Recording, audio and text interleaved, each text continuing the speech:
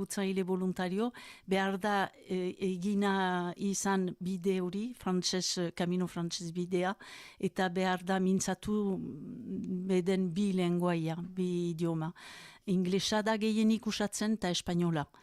Ditugu aniz jende Ameriketatik, Estatu Batuetik, mainan Hego Amiketatik ere, eta Australiatik, Nouvelle-Zélande, Korea, Japonia, Txina, aniz badugu Txinatik ere, eta orduan zenbait Txinan edo Korean ez dute ez inglesare mintzatzen. Baina badute Googleekin translator eta arrainatzen gira edo eskoekin. Egan nahi du hizkuntza bat baino gehiago behar dela jakin, baina aplikazioniak ezagutu ere. Bai, hori da, bai, behar da hori ere ezagutu hori ere, bai. Eta nauntza pasatzen dira. Gehienik behar da puska bat sustengatu, aniz gazte badira, lehen bidea dute. Ez dute esperientziaik bate bidean. Eta lehen biziko aldia, zemaitek arrungazteak, lehen biziko aldia ateratzen direra etxetik. Eta aniz neska gazte bada. Eta horiek behar dira puska bat sustengatu, eta ez da lanerrik bidean, eta Espainian bada aplikazioneat, iten alduzu, deitzen al, kolpatia bazira edo zei balima duzu, ez baduzu kuberturaik edo satelitekin egiten da, eta ez da laner handik, baina neska horiek heldu dira munduain beste alderditik, eta beldur dira, behar da puskat, baina ez dira luzaz egoiten makarrik, bada ni jende eta elgarretaratzen dira gazte horiek, eta esarmantak dira denak. Egan nahi du, entzuten balin bazitugu, 30 urtez ala ere, nola egan, antolatu dela eta gauzak plantan ezagri direla, dituzuela. Bai, eta gure aintzinekoek, 30 urtez horri izan dira ani jende, eta bai, untsa antolatu eta adaptazionia egin behar izan da, gauzak amiatzen dira 30 urtez. Beaz, jenden kontseilatzeaz, aholkuak emaiteaz, kartak eta senderetaz xeetasunak emaiteaz arduratzen ziztela, eta horren ondoan beste misio batzu ere badituzue? Bai, elkarteak baditu beste misio batzu, eta hala nola bide markatzea eta hartatzea. Aniz bide bat ditugu hemen, aniz bide etortzen dira, Le Puy, Le Vézelay, La Voie d'Arc, denakunat etortzen dira, ordean bat ditugu aniz bide hartatzeko, eta 400 fruta arbola landatu ditugu bide bazterrean behilarientzat, eta horiek behar dira hartatu. Non dira horiek? Hemen eta Izura eta ingura horietan Napoleon bidean ere, Mugaraino badira, eta fruitu arbola horiek landatu ditugu behilarientzat, ukandietzaten itzala, aldedi batetik, eta fruituak jateko, eta lehengo fruitu motak dira, xaharrak. Nik jastatu ditutalaik, ene haur demorako gustua senditu dut fruita horietan, nuen aspaldian hori senditu. Eta horiek behar dira hori hartatu, talde bat bada horien hartatzeko elkartearen barnean. Gero baditugu ere kultur mailan egiten ditugu konferentziak eta erakusketak eta bidaiak, Gero, elkarteak kudeatzen ditu ere behilarien aterpetxeak, Donapaleon badugu etxe bat, Maulen ere, eta Baionan badugu etxe bat. Eta horiek ere voluntario laguntzailekin antolatuak dira. Hemen da, Donian Igarazin importanteena, alare? Hemen da, hori urte guzian idekia da. Eta pasaia gehien dena ere hemen da? Bai, hemen da. Gero, Baionan bada ere pasaia, hori erran nahi nuen, katedralean egiten dugu behilarien errezibitzea, katedralean badugu xoko bat errezibitzeko, hor baititugu ere bideak, bada bastango bidea, eta bada Camino del Norte, Baionatik hasten dena, eta Camino Basco Interior ere Baionatik hasten dena, eta hor errezibitzen ditugu katedralian behilariak, eta hemengo bulegoan bezala gauzak.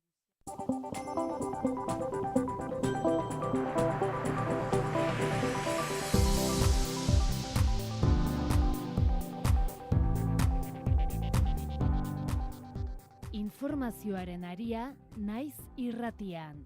Saloa Badiola. Egunon, Euskal Herria goizeko 7 dira, urtarriak 23 ditu, ostirala da, ongi etorri naiz irratira. Inbertsio bila egon da Imanol Pradales lehendakaria Davosen, goze teknologikoa duten enpresan artean sustatu du Euskal Autonomia Erkidegoa. Lakuako esekutiboak jakinarazi duenez, lehendakaria Bill Gates, Justin Trudeau, NATOko idazkari Jens Stolberg eta Bart de Wever Frandiako lehen ministroarekin izan da besteak beste guztiei jakinarazi die Euskal Autonomia Erkidegoaren berezitasuna kontzertu ekonomikoa dela independienteki beharrezkoak diren erabakiak hartu ahal izateko. Euskal ereduaren garrantzia azpimarratu du Pradalesek EITBen. Euskal eredua nola edo hala da babesleku bat momentu honetan munduan batzuek bilatzen dutena, ze ikusten ari garena da mundu konbulso bat.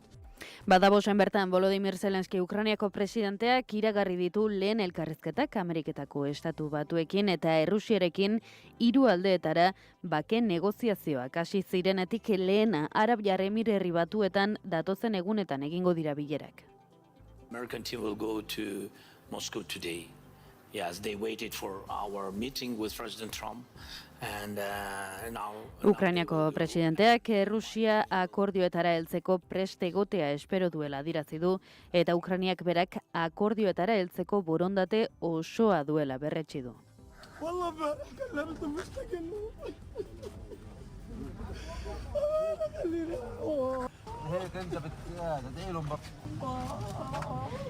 Ilek puntan jartzeko bezalako hotsa entzuten ari garena potentziak iragarritako urrats diplomatikoek ez dutelako ondoriorik izan heriotzak eta eskasiak markatutako Gazatarren egunerokoan sueten indarrean sartu denetik ia egunerokoak izan baitira Israeldar erasoetan hil diren palestinarrak. Gazarako batzorde teknokratikoak berriz ez du momentuz gaitasunik erakutsi hondamendi humanitarioa arintzeko eta ez da desplazatuen itzulerari bide emateko ere.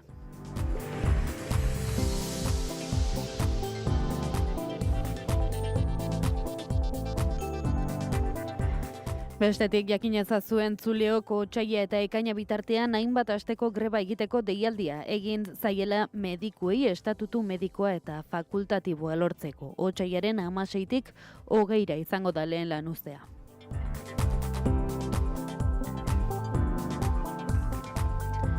Eta arlo ekonomikoari jarraiki labek zabaltzen dokumentazio zentroa jarri du martxan. Lab sindikatuak zabaltzen izeneko dokumentazio zentroa sortu egin duela. 2 urte hauetan lanean egon gara eta gaur esan dezakegu zabaltzen dokumentazio zentro hori martxan jarri dugula. Sindikalista berriei informazioa emateko, memoriaren berri emateko, ikerlariei ere bai. Iruditzen zaigulako memoria zaintzea badela beharrezkoa borroka sindikalari jarraipena emateko. Duela 2 urte sortu zen, sindikatuaren 50. urteurrenaren arira, langile klase eta eraldaketarako sindikalismo gisa memoria propioa mantentzea helburu duen ekimena. Bertan, zentral abertzalearen eta parte hartu duten borroken testuak, kartelak eta irudiak aurki daitezke.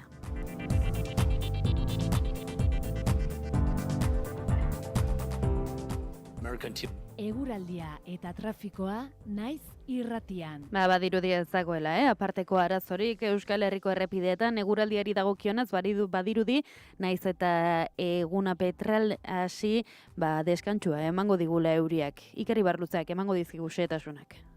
Nahiko eguraldi lasaia nagusituko zaigu ostiral honetan. Goizean hodeiak eta ostarteak tartekatuko dira, baina hodeiak ugariagoak izango dira bereziki Nafarroa ekialdean eta bertan Pirinio inguruan ez da baztertzen zaparradaren botatzea. Hala ere orokorrean gehienean mintzate ateri utziko dio. Arratsaldeko lehen orduak atseginak izango dira, hodeiekin eta ostarteekin eta giro ateriarekin. Arratsalde erditik aurrera erdita goi mailako hodeiak ugarituko dira, zerua estalirik geratuko da. Eta ilunabar gau partean, barnealdean, bereziki Araba eta Nafarroa hegoaldean ez da baztertzen euri zaparradatxoren bat botatzea. Hego mendebaldeko haizea harro ibiliko da, bereziki lurraldean mendebaldean eta kostaldean, temperatura minimoak eta maksimoak aldiz antzeko baloreetan jarrituko dute, minimoak 1 eta 11 gradu bitartean arrendituko dira, maksimoak Kantauriar isurialdean 10 eta 13 gradu bitartean eta hego isurialdean 7 eta 11 gradu bitartean, temperatura freskoenak urte sasoi honetan ohikoa den bezala Araba eta Nafarroa erdialdean neurtuko dira.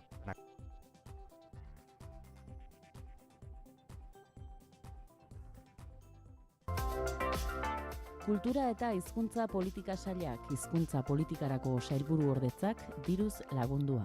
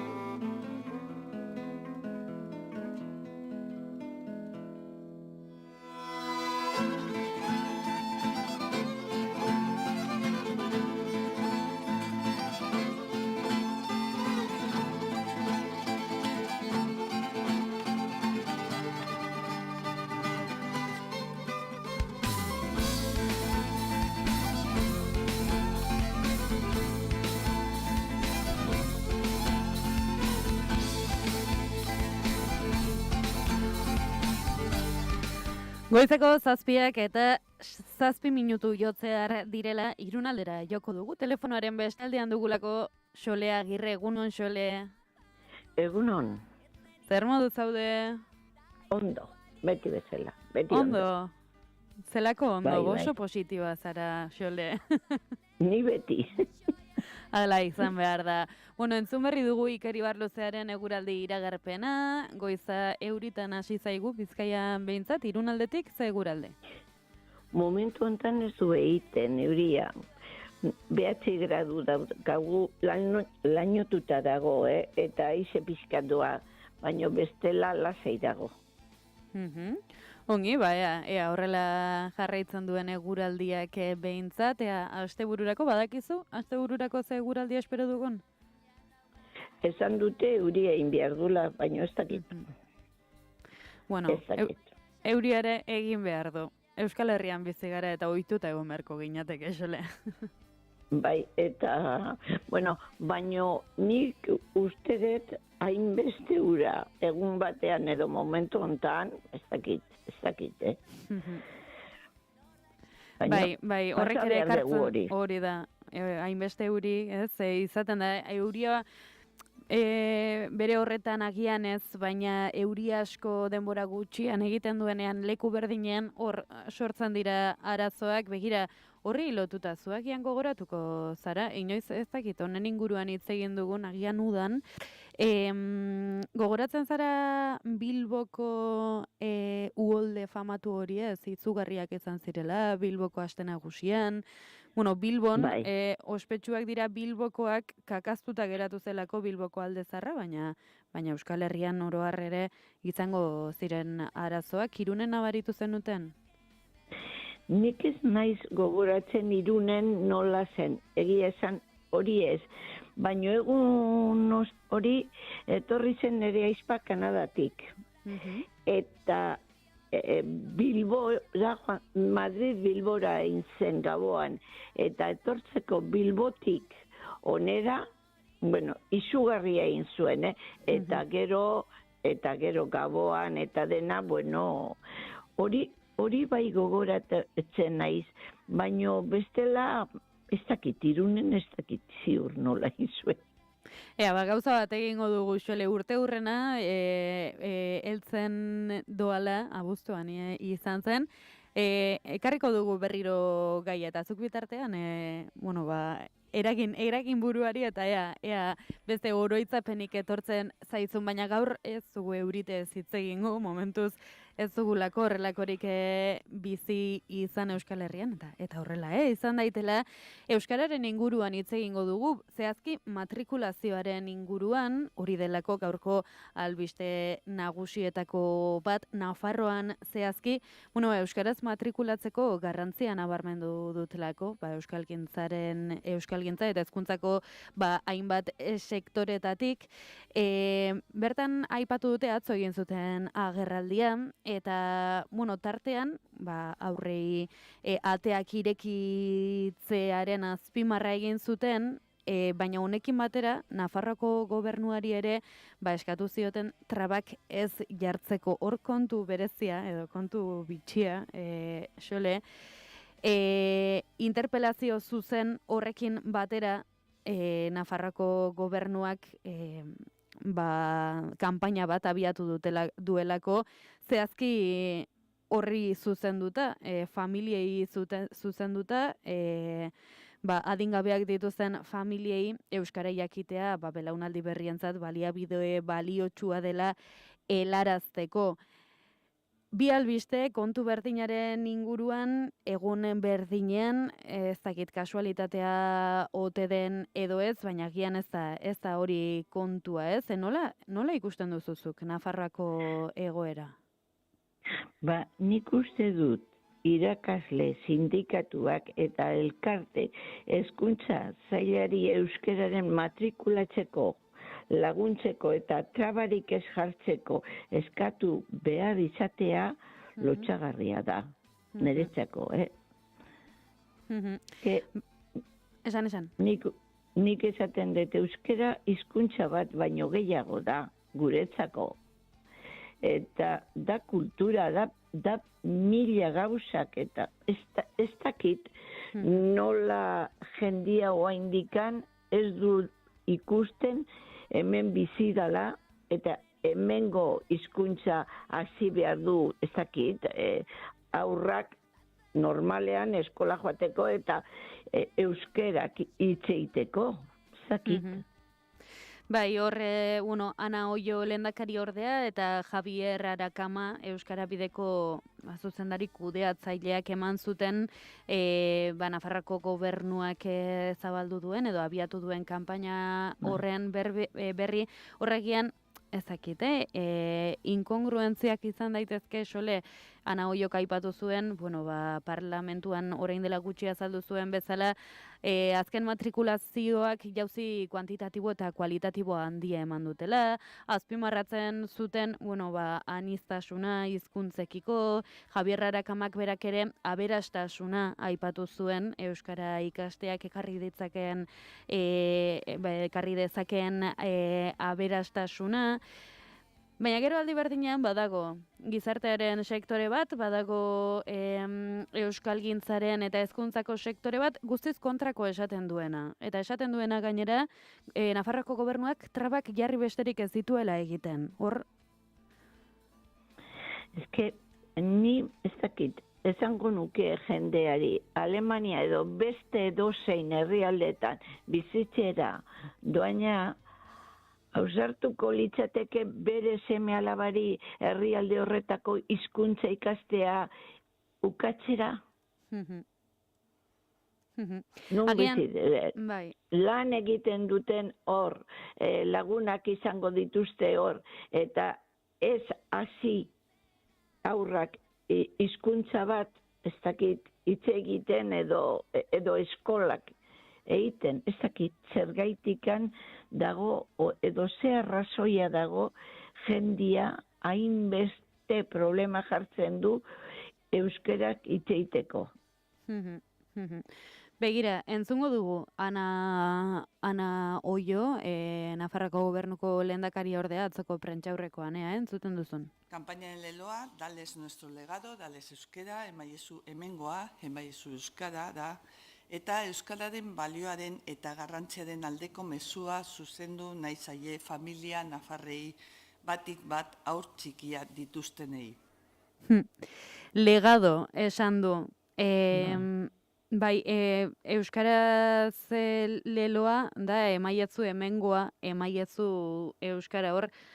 Nafarroako gobernuak egiten du azpimarra, Nafarroako berezko hizkuntza euskara dela, eleaniztasunaren inguruan hitz egiten du, horrek duen garrantziaz, edo horrek izan ditzakeen abantaiez hitz egiten du, baina gero jarrera kontrakoa da.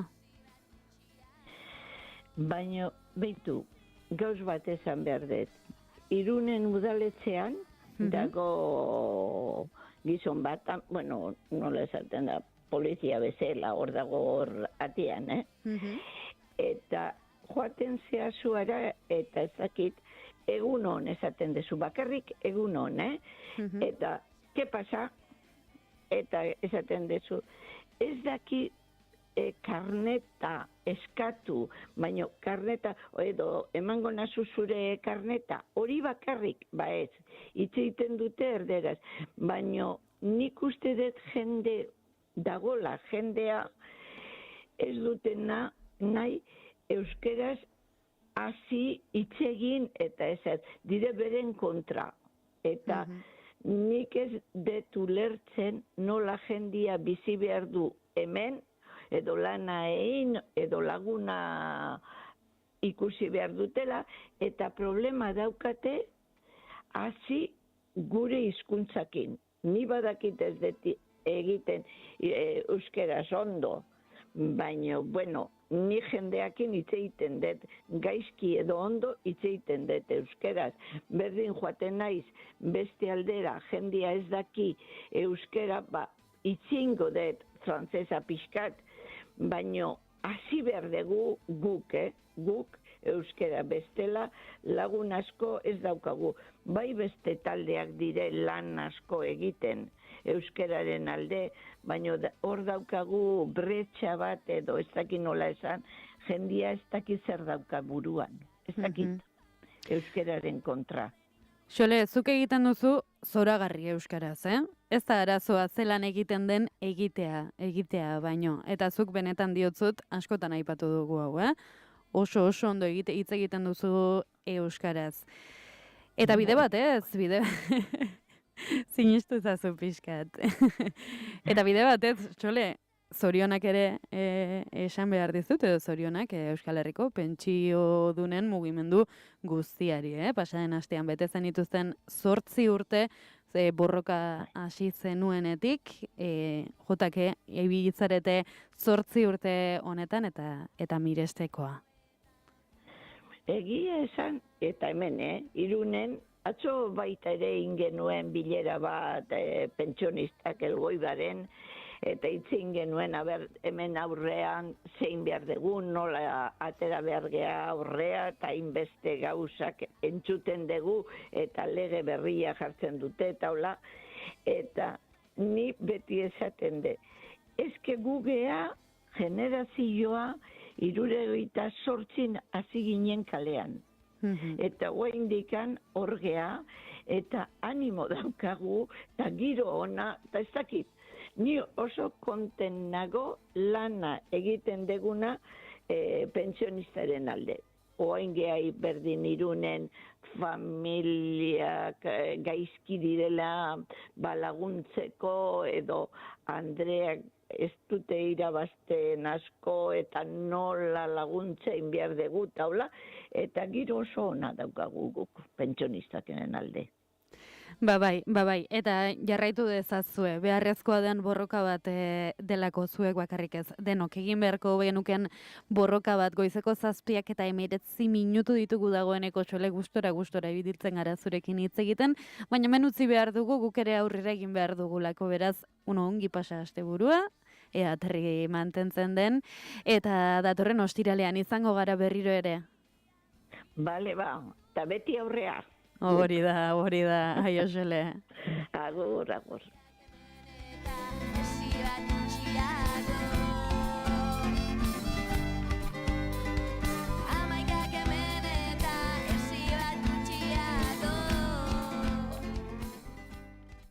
Informazioaren aria.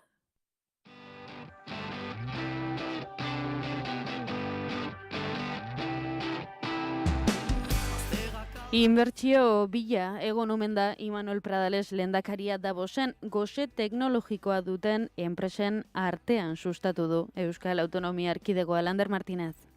Lakuako exekutiboak jakinarazi duenez, Euskal Autonomia Erkidegoko lehendakaria Bill Gates, Justin Trudeau, NATOko idazkarioi Jens Stoltenberg eta Bart de Wever Flandriako lehen ministroarekin izan da, besteak beste. Guztiei jakinarazi die Euskal Autonomia Erkidegoaren berezitasuna kontzertu ekonomikoa dela, independenteki beharrezkoak diren erabakiak hartu ahal izateko. Euskal ereduaren garrantzia azpimarratu du Pradalesek ETBn. Euskal eredua nola edo hala da babesleku bat momentu honetan munduan batzuek bilatzen dutena, ze ikusten ari garena da mundu konbulso bat. Pradalesek Euskadik nazioarteratzeko beharra duela nabarmendu du, lurralde bezala hazteko ezinbestekotzat joz hori. Euskadik hazteko behar du jolastu partida hori mundu mailan. Nazioartekotzeak dauka gero eta garrantzia handiago bat. Horregaitik etorri ginen Davosera eta horregaitik hemen agenda bat eduki dugu, hainbat harreman egiteko, aliatok izan daitezkenekin ere hitz egiteko, jakiteko zer nolako mundua datorren eta aurre hartzeko, eta Euskaditik ere behar ditugun erabaki egokiak hartzeko, ezta? Davosen bertan eman du albistea ere Volodymyr Zelenski, Ukrainako presidenteak iragarri du Ameriketako Estatu Batuekin eta Errusiarekin 3 aldeetara bake negoziazioak hasi zirenetik batuko dela lehen aldiz Arabiar Emirerri Batuetan datozen egunetan egingo dira bilerak. Davoseko Foru Ekonomikoan egindako agerraldian esan ditu aipatutakoak ostiral eta larunbat honetan Ameriketako Estatu Batuekin eta Errusiarekin 3 aldeetara lehen bilerak egingo dituztela. American team will go to Moscow today. Yes, they waited for our meeting with President Trump, and now they will go, and my team will meet American team, and I think that Ukrainiako presidenteak Errusia akordioetara heltzeko prestegotea espero duela adierazi du eta Ukrainiak berak akordioetara heltzeko borondate osoa duela. Aurretik Ameriketako Estatu Batuetako bidali bereziak Steve Witkoffek baieztatu du Donald Trump Arabiar Emirerri Batuetan egongo dela bilerarako. Lantaldeak osatuko dira bertan gai militarrek eta oparotasuna jorratzeko. Witkoffen esanetan bereziki garrantzitsua izango da etorkizunerako. Davosko Foruan egindako hitzaldian Ukrainiako presidenteak salatu du Europak ez duela ekintzarik egin bere defentsa bermatzeko, ez da Errusiari oinak gelditzeko ere, eta Estatu Batuen pisu militarraren mende jarraitzen duela kritikatu du. Iraneko protestak gogora ekarri ondoren, Europaren epelkeriak erregimen autokratikoak soilik balentonatzen dituela kritikatu du kontinenteak Europa benetan defenda dezaken indar armatu batuak behar dituela ere azpimarratu du, entzungo dugu. For Iran, everyone is waiting to see what America will do. And the world offers nothing, Europe offers nothing, and doesn't not want to enter this issue.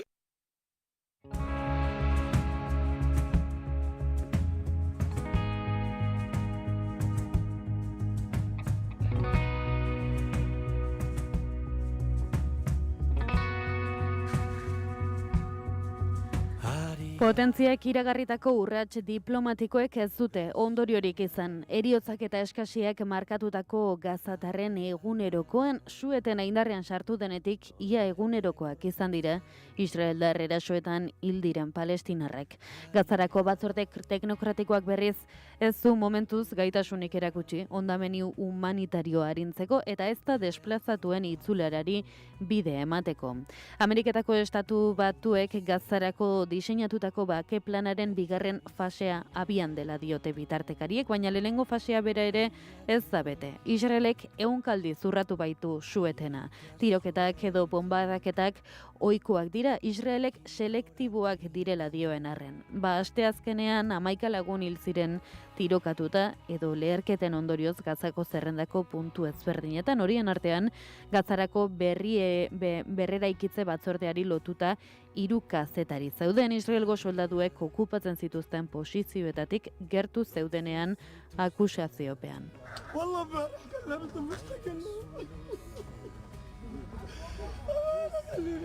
Lankideek eta senidek malko artean agurtu dituzte beste kazetari batzuk unea jasotzen zuten bitartean urrengoak izango ote diren jakin gabe. 249 kazetari Palestinar hil ditu Israelek 2023ko urriaren 7tik Gazan, historiako beste edozein gatazketan baino gehiago. Netanyahuren gobernua aurrera eramaten ari den genozidioa estaltzeko estrategia argi bat. Era berean fase honek Israelgo armadak gaur egun okupatzen dituen posizioetatik erretiratzea aurre ikusten du, baina argi utzi du jada armada sionistak ez dutela Gaza bitan zatitzen duen lerro horitik mugitzeko asmorik. Eta Gazaren kudeaketa administrazioa arduratuko den batzorde teknikoaz gutxi dakigu bere sorrera zarago. Gainera, badirudi nazioarteko potentziek aukeratutako kanpo begiraleek dezente mugatuko dutela batzordearen lana. Zerrendan lanean hasteko zain, hondamendi humanitarioak bere horretan dirau. Udazken amaierarako eurite bortitzei, azken asteetako hotza batu zaie goseak orokorra izaten jarraitzen duen testu inguruan, eta gazatar gehienekin barne desplazatu bilakatuta.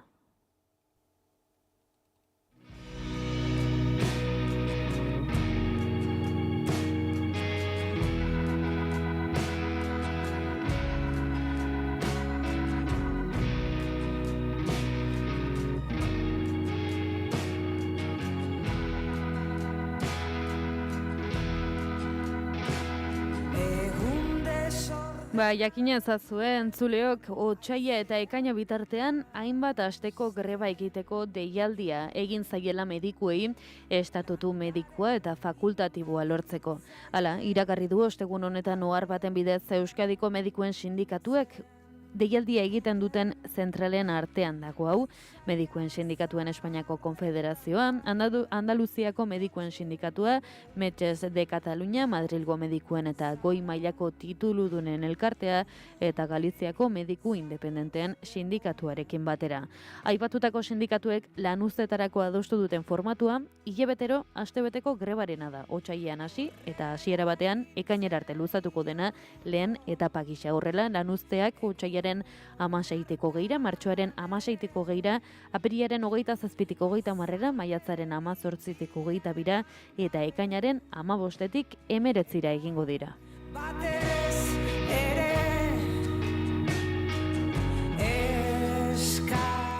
Eta labek zabaltzen dokumentazio zentroa jarri du martxan duela 2 urte sortu zen, sindikatuaren 50. urte urrenaren arira langile klase eta eraldaketarako sindikalismo gisa memoria propioa mantentzea helburu duen ekimena. Bertan, zentral abertzalearen eta parte hartu duten borroken testuak, kartelak eta irudiak aurki daitezke. Martxoaren 3ko ekitaldiak aurkezteko egindako agerraldi publikoan, Igor Arroyok adierazi du garrantzitsua dela divulgazio lan hori eta Gasteizko sarraskiaren oroimena bizirik mantendu duten pertsona eta militante horiei ere errekonozimendua egitea. Zabaltzen izeneko dokumentazio zentroa sortu egin duela. 2 urte hauetan lanean egon gara eta gaur esan dezakegu Zabaltzen dokumentazio zentro hori martxan jarri dugula. Sindikalista berriei informazioa emateko, memoriaren berri emateko, ikerlariei ere bai. Iruditzen zaigulako memoria zaintzea badela beharrezkoa borroka sindikalari jarraipena emateko.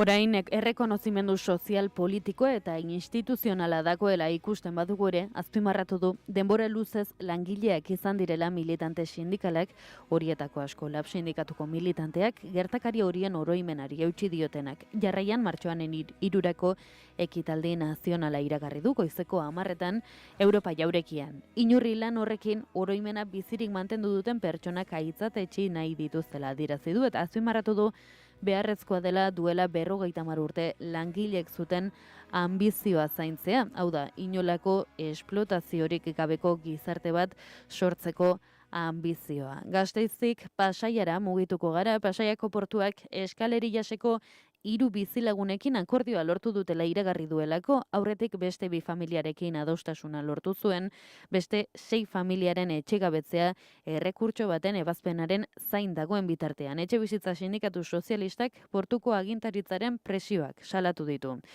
Honek jakinarazi du, Pasaiako portuko agintaritzak jakinarazi du, akordioa lortu duela 3 auzokira direkin, hain zuzen, La Herrerako etxe bizitzetatik erretamentu eskubideak indarrean mantentzen zituztenekin. Lehenago ere lortu zuen beste 2 familiarekin akordioa. 2024 urtearen hasieran argitara eman zen auziaren kapitulo berri bat da beraz. Orduan, La Casa de Escalerillas izeneko bloke batean Donostiako Herrera eta Buenavista auzoen artean dagoena, baina Pasaiako udalerriaren baitan, bertan bizi diren 12 familiak salatu zuten, Pasaiako portuko agintaritzak eraikinaren jabea denak etxetik botatzeko arriskua zutela. Aferari dagokionez, esan bezala Pasaiako portuko Escalerillazeko bizilagunek Pasaiako portuko agintaritzak espazio horiek askatzea beharrezkoa dela nabarmendu du, portura sartzeko obrak egiteko azpiegitura hori funtsezkoa omen delako portuko agintaritzaren esanetan 5,5 milioi euroko aurrekontua dituelako eta kamioien trafikoa eta inguruan CO2 aztarra murriztea ahalbidetuko duelako. Agintaritzak etxe bizitza horiek duela mende erdi baino gehiago egin zirela azpimarratu du portuko langileentzat, eta kontratuak jasotzen zuela portuan dituz gero errendamendu eskubidea amaituko zela.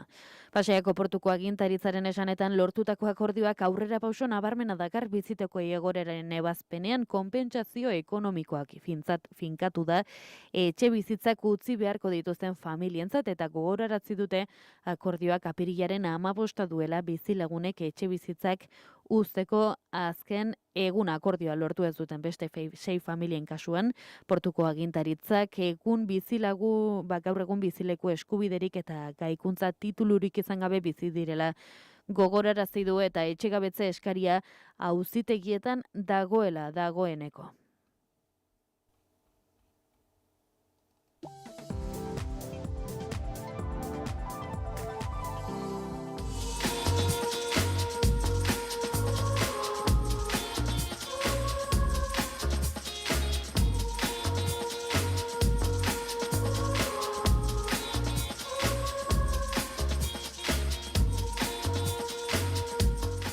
Goizeko 7 eta 31 minutu ditugu, bagoaz, gaurko Gara eta Naizen editorialarekin. Hezkuntza egiturazko aldaketetara egokitzen da. Lagoako hezkuntza sailak atzo jakinarazi zuenez, ikastetxeak integratzeko 6 prozesu jarri ditu abian Bizkaian. Ikastetxeen bat egitea 4 ikastetxe publikoren itxierarekin amaituko da. 2 Bilbon, bat Getxon eta bestea Leioan. Ikastetxe txikiak dira, batzuek 3 ikasle baino ez dituzte gela horietan, eta beste batzuek 60 ikasle baino gutxiago dituzte guztira. Sailak adierazi zuenez, antzeko prozesuak hasi dira Araban eta Gipuzkoan, baina ez da aurreikusten instalazioak istea. Beraz, hezkuntza baliabideen berrantolaketa orokorra da. Sailaren erabakia logikoa da, bai ikuspuntu materialetik, bai hezkuntzatik ere. Ikasle gutxiko ikastetxeak beste ikastetxe handiago batzuetan integratzeak aukera ematen du baliabideak birkokatzeko eta ikastetxe indartsuenak indartzeko, batez ere hirigune handietan, ikastetxe baten itxieraren eragina nahiko txikia baita. Hezkuntzako sailburu Begoña Pedrosak adierazi zuen halaber horrela ikasleen osaera sozioekonomikoan desorekak zuzentzen zirela eta integrazioak segregazioa murrizten lagunduko zuela, itxirako ikastetxeen egoera nahiko prekarioa zela aditzera emanez. Aldaketek beti sortzen dituzte erreserba batzuk eta Getxoko Larrañazubi ikastetxeko familia batzuek itxiera kritikatu zuten. Bada berezitasun bat, ikastetxe hori da oraindik ere A ereduari eusten dion bakarrenetakoa, eta horrek ere agian bere onarpen eskasa azalduko du. Horri aldaketa demografikoak eta sozialak gehitu behar zaizkio. 2008tik 13.000 ikasle gutxiago daude aur eta lehen hezkuntzan. Itunpeko ikastetxeak ere errealitate horretara egokitzen ari dira. Donostian adibidez 3 ikastetxeek, Jesuitinak, Larramendi eta Santa Teresa fusioaren alde egin zuten eta elai sortu zuten. Jaiotza tasaren jaitsierak eta migratzaileen etorrerak ohiko epetik kanpoko matrikulak hirukoiztu egin dira 4 urtean, hezkuntza sistema publikoak erantzun beharko dien egiturazko aldaketak adierazten dituzte, irakaskuntzan ekitatearen bermatzaile nagusia baita.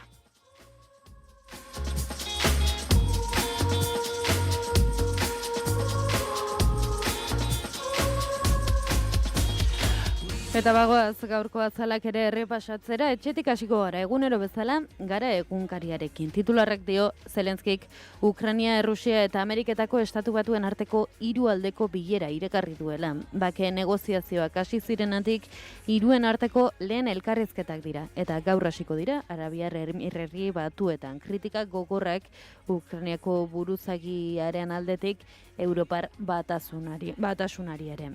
Eta nazioarteko kontuak ere argazkian, Israelek Gazan beste 3 kazetari hil eta biharamunean dagoeneko 293 dira genozidio honetan hil dituenak. Donald Trump, Ameriketako Estatu Batuetako presidenteak bere nazio batuen erakunde paraleloa aurkeztu zuen Davosen, Palestinako enklabeko bake batzorde polemikoa zerrenda egonkortzea eta beste gatazka batzuetan esku hartzea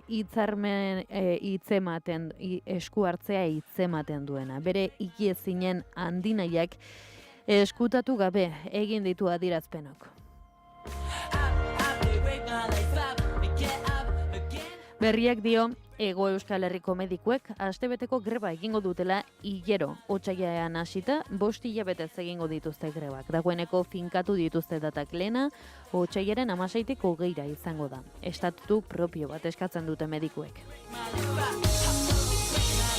Gai berari heldu dio ere deia egunkariak, sindikatu medikuek lanuzteak deitu dituztela osasun publikoan hilean astebetez.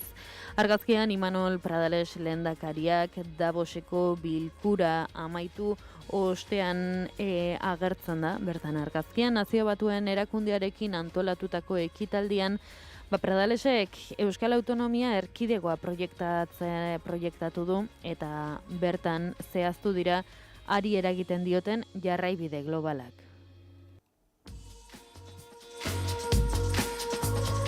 Donostiara begira, Noticias de Gipuzkoa dio Donostiak turistak galdu zituela 2025ean lehen aldiz hamarkada batean baino gehiagotan. Eta Realeko jokalari Jon Gorrotxategiri egin dio elkarrezketa hedabide honek eta bere argazkia da azalekoa.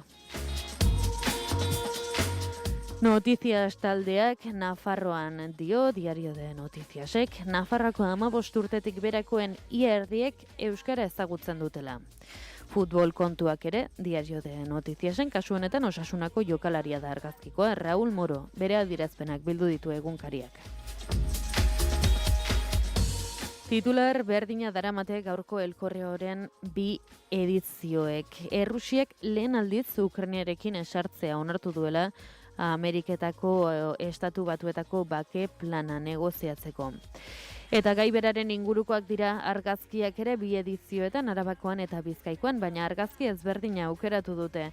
Bietan agertzen da Imanol Pradales, Bizkaikoan Josu Jon Imazekin eta Eusko Jaurlaritzako beste zenbaitekin, eta Arabakoan Maian Jesarrita Davoseko bilkuran. Eta Bozento taldearekin amaitu, El Diario Baskoren titularrak bestelako kontu bat dakar gaurkoan, Gipuzkoak 28 adengabe atzerritar aterpetxe batera eraman dituela urgentziaz, bere zentroak bete direlako.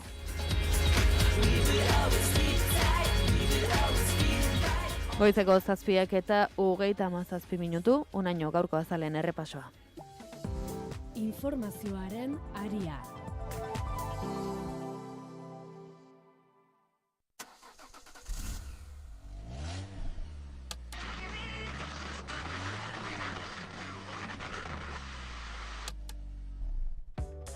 Irratia kotxean argi eta ozen entzun nahi duzu, 2 urratsetan egin dezakezu. Lotu mugikorra Bluetooth bidez autora. Joan, irratia.naiz.eu selbidera eta klikatu zuzenean entzun botoian. Egunon, goizeko 8 dira, ongi etorri Naiz Irratira. Lekornuren dimisioak estatu krisia... Naiz Irratia, 2 urratsetan, edonon eta kalitate zein hobean.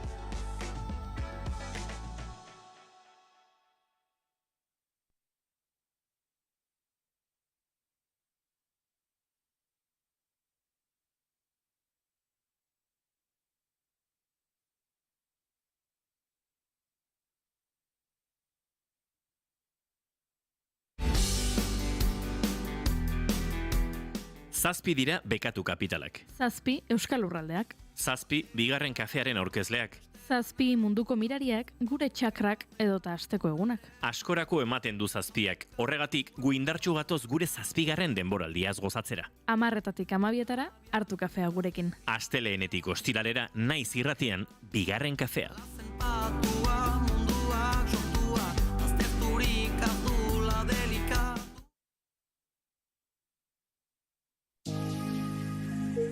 Egunon, ongi etorri naiz irratira. Egunon pegi, egunon entzule. Goizeko 6etan abiatzen du naiz irratiak informazioaren aria. Egunak dakarrenari begira eta aktualitateko protagonisten hitzekin. Onartu behar dute Euskal Herria nazio badela. Onartu behar dute nazio honek baduela hizkuntza bat euskara dena. Eta onartu behar dute nazioek baditugula eskubide politikoak. Eta hortik hasten da eraikitzen omen denek nahi dugun akordio zabal bat autogobernuaren inguruan. Guk identitatea zaratago mugazgaindiko estrategiak ikusten ditugula gehiago aukera bat bezala zerbitzu publikoak adibidez eskaintzeko. Osakidetza ikurra, kolore berak, baina ez dire osakidetza zerbitzu zuzenak. Enpresa hortako buru, hor lan egiten duten langileen lanbaldintzak eskasak eta gure osakidetza gero eta aulago. Zabakigu bai, alderdi batzuetan berdin Ipar Euskal Herriaren egoera ez zela onartzen, baina ezkarren nahi badu irabazia Ipar Euskal Herriuntan gu gira lehen indaga EH Baikin, eta orduan bat egin behar dugu, bestela ez dugu lortuko. 2019 hauteskunde gau horretan nun entzun genuen agura ziron famatu ura, hori gertatu eta dolua egin genuen asteburu batean, eta astelenean hasi ginen lanean. Eta lana bai ala bai egin behartzen talde guztiekin PSN barne. Gaina estapenean ziren tendentziak indartuz doatziela, orokorki frantziar politika biziki polarizatzen ari dela, bi ekstremoen artean, eta erdian diren alderdiek, bereziki makronista alderdiek, beren sinesgarritasuna azken finean galdua dutela. Kultura politiko berria behar dugula, politika egiteko modu berriak behar ditugula, herrigintzan gauzak diferente egin behar ditugula, elkarlana ezinbestekoa dela. Politikaren ikuspegi tradizional edo murritz batekiko urruntasuna bai handitzen ari dela gazteen artean oro har, ez Euskal Herrian, bakarrik gure ikerketa Euskal Herrian egin dugu, baina nolabait mendebaldeko kontu bat da, ez? Eguna jakin beharreko guztiekin abiatzeko informazioaren ariaren lehen edizioa astelenetik ostiralera goizeko 6:00 10:00. Naiz irratia.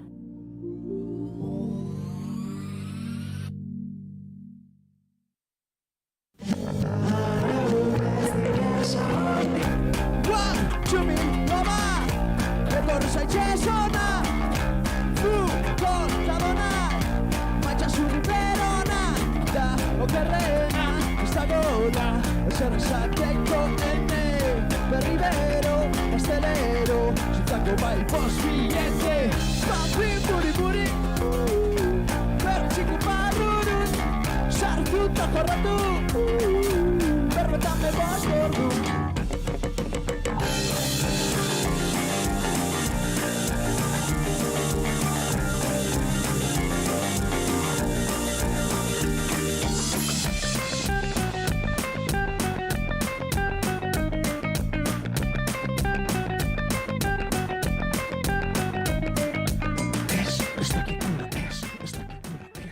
Goizeko 7:00 eta 52 minutu ditugu. Larraitzotazo gure teknikaria, martxosa jarri zaigu ostirala delako omen, eta ea berdin dauden Jonteieria eta Oñatzaizburu ere, egunon?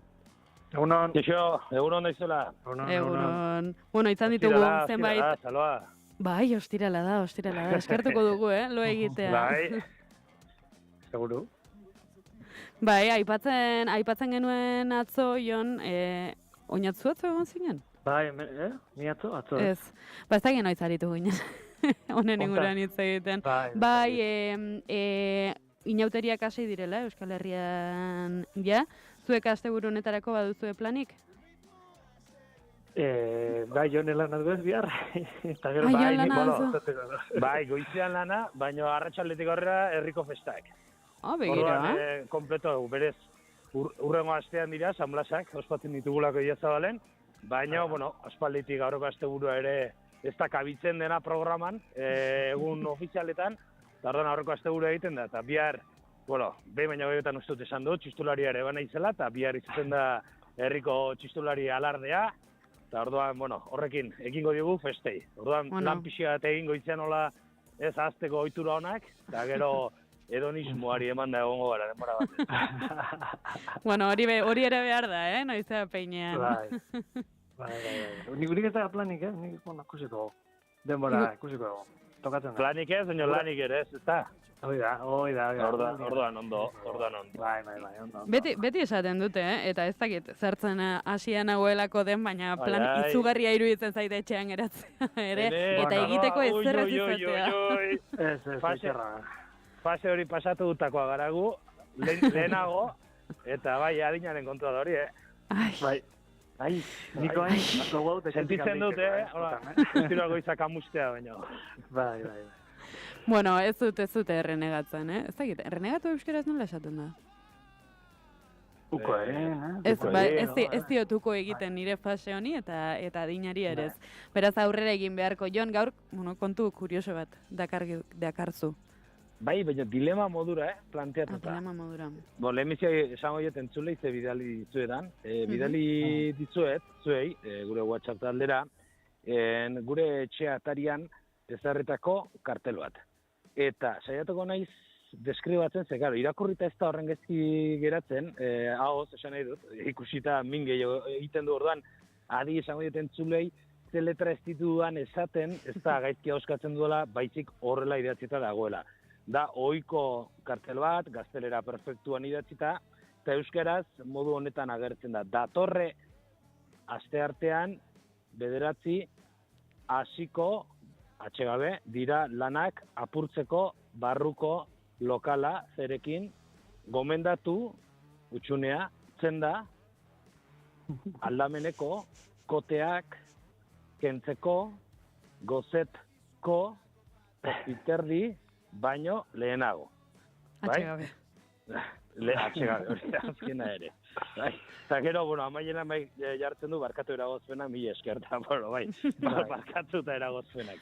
Eta, bada, ohiko zoritxarrez, nahiko ohitua gaude, ikustea gaztelera perfektuan idatzitako testuak eta euskaraz balamoduz jarritakoak. Baina kasu honetan, nire dilema zen, ikusi nuenean, bolemizi ikusi nuen abisua, eta abisua ikusi nuenean, espero nuen, egiarizor gaztelera gutxez egongo zela. Justu gure blokean, gehien txuenak erdaliztunak dira, eta egia da, gure etxe blokeko hizkuntza nagusia gaztelera dela. Eta komunikazio asko ere gaztelera gutxez izaten dira, eta joan nintzen begiratzera, pentsatu ere inga euskera egongo zenik. Ikusi nuen lehenbizi euskera zegoela, esan nuen, lehenbizi ikusi nuen 1000 esker barkatu eragozpenak, hori da lehenbizi irakurri nuena, eta esan nuen, bastante. Eta gero hasi nintzen beste irakurtzen, pixkat, eta hor kontraesana zen, batetik ikusten delako idatzi duenak nik uste euskeraz ez jakin baino gehiago, ziur eski euskeraz alfabetatu gabea dela, eta egin du, ala moduz, saiatu da euskeraz ere jartzen, ez da, nire dilema zen. Indignatu egin behar nintzen euskeraz gaizki zegoelako, edo poztu egin behar nintzen egin duenak, ikusi duelako euskeraz ere jarri behartzela informazio hori. Eta hortxe dilema sortu zait, eta zuei ez dut erantzun garbirik, eta horretu pentsatu dut, hemen elkarbanatu eta ia dilema hori argitzen laguntzen didazuen. Bai, nik uste, nik ere askotan izaten dute dilema hori, ez? Eta bagian horrela denda kate handietan, edo zenbait enpreseke sortutako kartel, afix, edo dena delakoetan ikusten ditu denean euskaraz gaizki idatzitako kontuak azarretzen naiz esaten dudalako, Jesus. Esango nuke itzultzaile neuronalak hau baino hobeto zuzenduko edo itzuliko lukeela, eta gero aparte... Detailea, garbia da ez da gola itzultzaile... Hori da, horretara ni joan, bai. Beste kontua aparte, iruditzen zaidala kasu honetan ez dagoela itzulita pertsona, hori idatzi duen pertsonak egin duela benetan alegina itzultzeko berak edo berak izan ditzakeen gaitasunetatik euskeraz idazteko. Eta horrelakoetan ere, azpimarragarria lehenengo euskeraz dagoela idatzita eta gero gazteleraz. Hori da. Bai. Nik uste dute dela, ez? Igual alfabetatu gabeko bat eta garbi dela.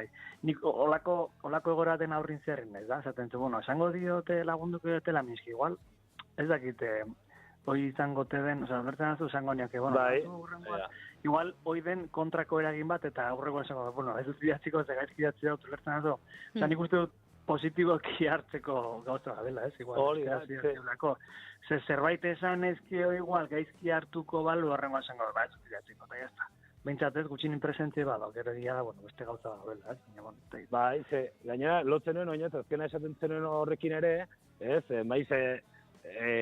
ia, denok uste dut, denok ez, askok, barre egin izan dugu, garaian Karlos Iturgaitzen euskara mailarekin, ez, eta gero, sortzen zaizkigunan egoera hoie berberak, bere aurka ez dugun pertsonekin, esaten dugu, ez dugu barre egiko alderantziz, ez, sarituko dugu euskaraz egitearen esfortzu hori, gainera, bueno, orain asko ari da indartzen ideia hori, eta nire ustez oso garrantzitsua da, euskaraz justuan aritzen denak, sentitu behar duela ere, segurtasun bat, parean dagoena euskaldun, bere buruaz euskaldun osotzat duenak ez dela barre egingo, modu horreta erreztuko dugulako ere, baldarrari denak, ez, hausartea eta pixkanaka, ez, hobetzen joatea eta orduan, bai, dilema horretara ere eramaten nuen, azkenean, hizkuntza normal bat bagina, edo maiz izan nahi dugu, orduan exigitzen dugu, ez, gure hizkuntzaren trataera besten pareko izatea, baina normala ez den neurrian, egiten diren esfortzu denek, ziur aski gehitu egiten dute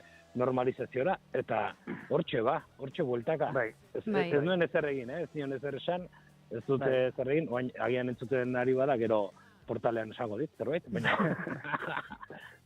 Baina interesgarria ekarri duzuna, eta honekin lotuta, eta itzulketan inguruan lotuta, bidali dizuet orain WhatsAppera esteka bat da, Instagrameko kontu bat, muinoko mudantzak da izan da, ez dakit ezagutzen duzuen, bere perfilan dakar Gasteizko Aldezarreko mudantza enpresa, zuek ere proposamenik idatzi. Kontua da, egiten dituela, edo talde bat izango da, egiten dituztela gazteleraz idatzita dauden zenbait lekutako informazioak euskerara itzuli, baina egiten dute horrela momentu batzutan satiratik edo ez dakit nola deitu esaterako begira. Portal batean, kartel bat, gazteleraz. Evite que su perro orine aquí. Eta itzuli dute euskarara. Zure txakurrak gustura egin dezala txixa, baina hemen ez, mila esker. Polit gainera, sortzailean. Bai, egiten dute, horrela bakaleko kartelekin, eta aukerarik duzuen ikusteko. Begiratzen duzuna. Ikusi du, bai. Gainera, behira, hor ateratzit, beste aldera, hor bat agerira, adibidez, eroskiko kartel bat agerira, eta horra adibidez, hor dilema gutxi izaten dut. Gurean badira bi eroski, batean adibidez makinak, autoordainketako makina horietan, euskara dago, lehen etxitako hizkuntza bezala, eta bestean aldiz gaztelera dago, lehen etxitako hizkuntza bezala, eta gainera gaztelera Espainiako bandera handi batekin. Eta horrez du dilemarik, uste dut garbia dela lehen etxitako hizkuntza euskera izan beharko lukeela, eta gero ulertez zuenak alda dezala, ez? Eta euskaldun aritu behar izatea beti aldatzen, horrez du dilemarik. Bai, ni bat polita alakotan, zeara joan, eroskitako kajera edo gasolina ordaintzeko, ez? Eta beti saiatu guztien euskerazko bakizu. Bai, nik ere hori ditu, Urrengoak euskera entzatezan Bai, nik ere dut ditu, niretzat aldatu, eta gero, batek behintzat euskaraz ikusiko du, nire atzetik da. Nik ere egiten du, ekintza txikia, eguneroko ekintza txikia, bai. Hori da. Asko gustatu zai Gasteizko, harinez behiratzen orain Instagram egin dituztenak, eta oso modu polita, simpatikoa eta erakargarria da, gainera. Bai, eta gainera badu ez, sormen puntu bat ere ez da itzuli bakarrik da, ez dakit, ematen diot, horrela, vuelta bat. Zoen anintzen adibidez ez, Parque Teresa Sánchez de Bilbao, euskeraz, ondo jarrita, tildearekin dago jarrita, Teresa Sánchez, baina, eta orduan egin dutena da, erderazkoaren gainean jarri berdintasunean, aske eta indarkeriari gabe gozatzeko gunea. Bai. Gehigarri bat. Bai, Gasteizko aurren hirilaguna jartzen duen kartel batean ere, edo bai horrelako pivote batean, 375 egunez euskaraz bizi nahi dut, bai egiten dituzte horrela aldarrikapenak ere. Dena dela ez gara honekin gehiegi luzatuko, oinatzek ere aipagairen bat ekarri duelako. Bueno, motxe izango dute, ez dakit ikusi zuten sare sozialetan, filminen dokumental bat inguruko iskanbila edo badola, Katalunian. Bueno, kontua da, Ikaro, La Semana en Llamas, izeneko dokumentala atera dela filminen, eta hain zuzen, gai delikatu bat aipatzen da. 2019an Bartzelonan prozesiko sententzia atera ondoren izandako istiluetan polizien testigantzak agertzen dira. Orduan, pixkat polizia gaizki hasi da. Eta orduan hortziak kritika guztia.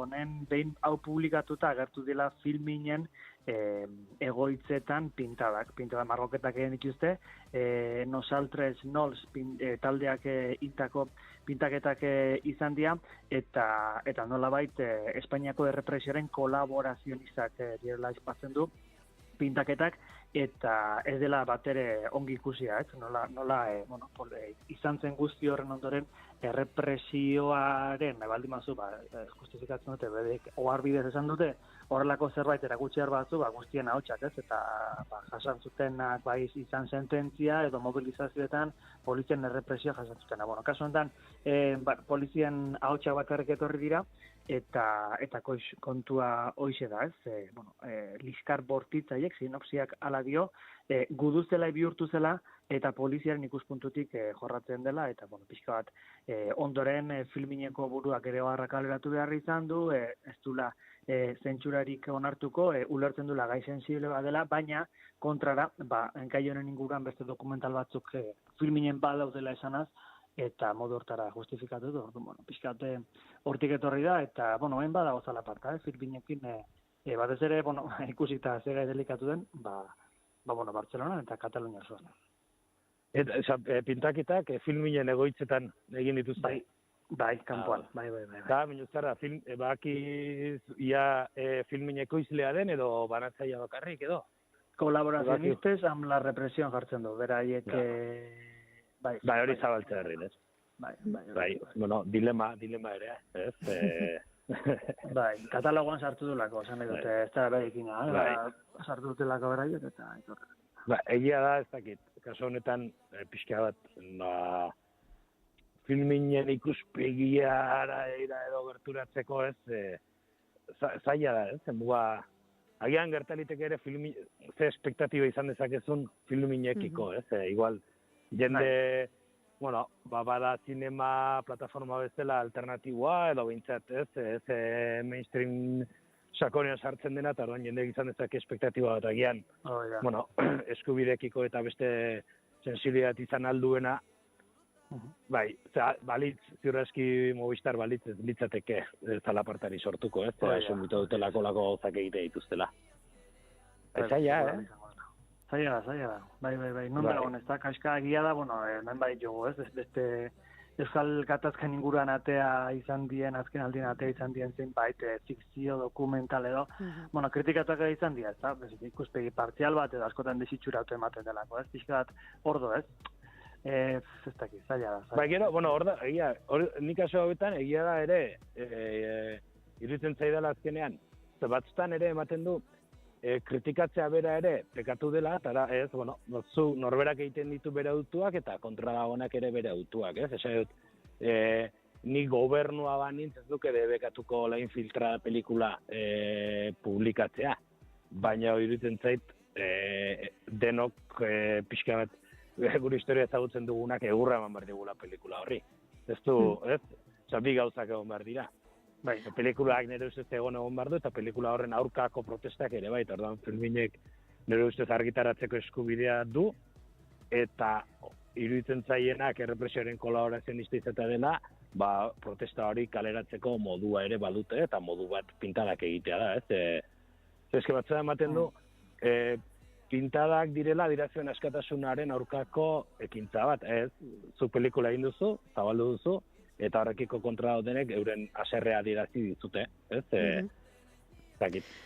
Bai, hor ez dakite, esan duzu Jon pelikulak egon behar du, nik horrekin baditute zalantzak, baina ez daukagu denborarik horren inguruan gehiago hitz egiteko, Ikerrek ere utzi dituelako lanak eginda, bitxi erantzuteko aukerarik egon. Egunon ekipo, egunon entzule zer moduz, ostirala iritsi da. Eta gaur 25 urte atzera egingo dugu. 2001eko eskuak ukabilak diskoko kantu bat ekarri dudalako. Berritxarrak ekartzea, kaso, evidentegia. Txistea dago. Izan ziteken. Baina konturatu naiz, badela kantu bat, ez dut nahi, deitzen dena. Eta hor, 25 urte beranduagoko hainbat kontu, agertzen direla iruditzen zaidala. Beraz, ustoman dure gabe, entzun ezazue eta gozatu ezazue kantu honetaz. Egia da, lo baldin bazinaten, esanatuko zanetera pixka bat, baina hori da, gaur, aukeratu dela. Ez da gure izan. Aio! Hortxe dugu, Berritxarrak ere, aspaldi entzuten ez genuen kantu bat edo talde bat behintzat, baina askorik ez dugu entzungo. Goizeko 8 helduko direlako segituan, beraz hemen utziko dugu gaurkoa Jon Tegiria eta Oñatza Aizpuru, asteburu ona izan. Bai, jo.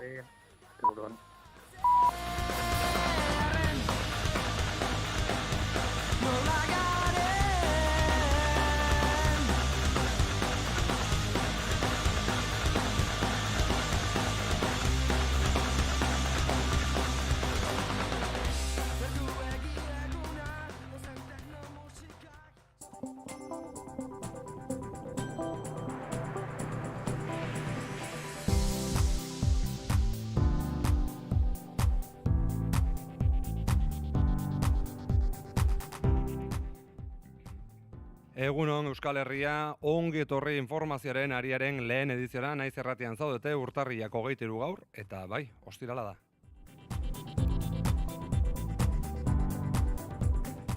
Matrikulazioen beherakada tarteko Lakuako exekutiboak 6 integrazio prozesu bultzatuko ditu datorren ikasturtean Bizkaiko 12 ikastetxe publikotan. 4 ikastetxek ateak itxi beharko dituzte beraz. Zaloa badio lagunon.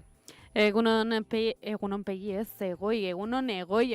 entzuleok Bilbon Orbegozo Ingeniaria eta Tomas Camacho ikastetxeak izango dira ateak itxiko dituztenak, Getxon Larraina Zubi eta Lamiako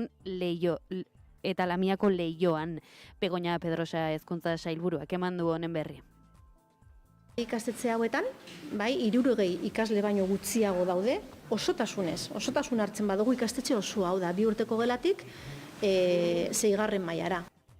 Jaiotze tasak behera, matrikulazioak behera, baina hala ere, dio ez dela bakarrik zenbaki kontua. Eta Nafarroan euskaraz matrikulatzeko garrantzia nabarmendu dute Euskalgintza eta Hezkuntza talde eta sindikatuek. Aurrei unibertso baten ateak irekitzen dizkiela azpimarratu dute.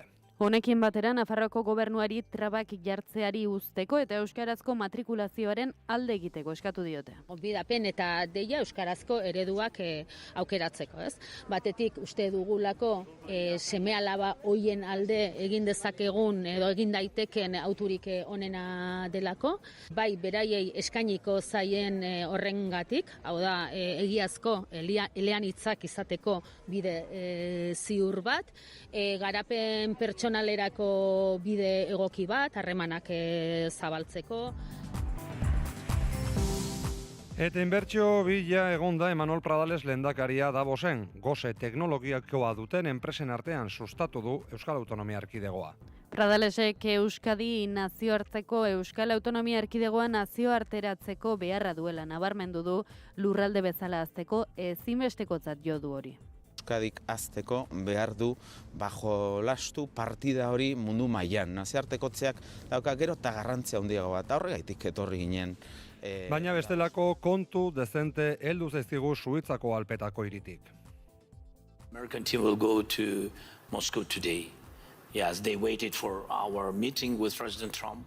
Volodymyr Zelenski Ukrainiako presidenteak ostegun honetan iragarri ditu lehen elkarrizketak Ameriketako Estatu Batuekin eta Errusiarekin 3 aldeetara baken negoziazioak hasi zirenetik lehena Arabiar Emirerri Batuetan datozen egunetan egingo dira bilerak. Azken orduetan Moskun izan dira Steve Witkoff eta Jared Kushner Donald Trumpen sui eta handikia Vladimir Putinekin biltzeko. Luzea izan den bilera positibo izan dela diote bi aldeek berresteko jarraian Errusiak bakea lortzeko helburua duela, beti ere bere segurtasun nazionaleko baldintzak betetzen badira. It's going to be a great plan, and that's where the border peace really started.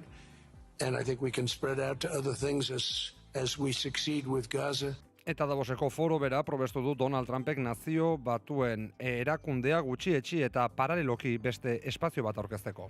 Zehazki Gazarako bakearen batzordea osatu du eta honekin Palestinarrei egonkortasuna eman nahi diela adierazi. Bada Trumpek indarkeria baztertu eta Groenlandia erosteko egindako proposamena aztertzeko elkartu dira azken orduetan Europako Batasuneko agentariak. NATOko idazkari nagusiak badirudi zuzenean bere izenean jartzeko etxe zuriaren asmoak geldiarazi dituela, baina Danimarkari kentzeko nahia mantentzen da.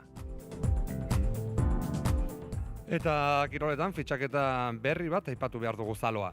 Ligako talde askok nahi zuten Raúl Moro fitxatu eta azkenean Osasunak berenganatu du. Ajaxetik dator, Bartzelonako Masiatik pasatzen eta Laziotik 23 urterekin Osasunako jokalaria da egun. Eguraldia eta trafikoa Naiz irratian. 8 eta 4 minutu ditugu, lehenik eta behin nola ditugu Euskal Errepideak Zaloa. Lasai asko ditugu errepideak pegi. Egoi.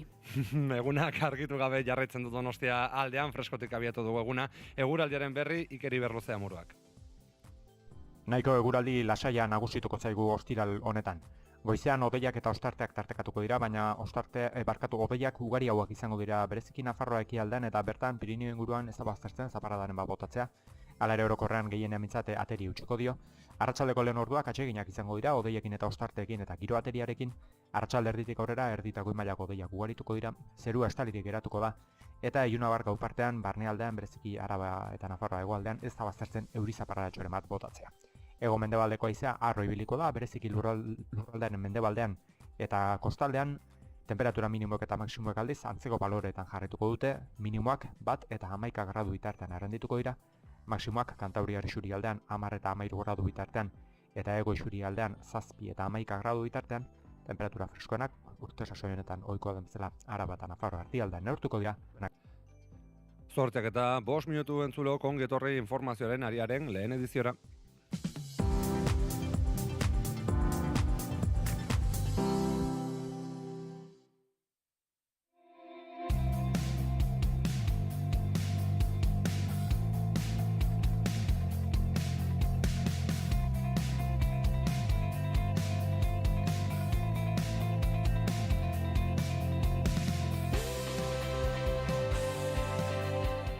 Goizeko 8 eta 6 minutu, nazioartera begira abiatu behar dugu albistegia ezinbestean, Volodymyr Zelenski Ukrainako presidenteak atzo iragarri baitzuen lehen elkarrezetak Estatu Batuekin eta Errusiarekin 3 aldetara bake negoziazioei bide emateko. Arabiar Emirerri Batuetan datozen egunetan egingo dira bilerak.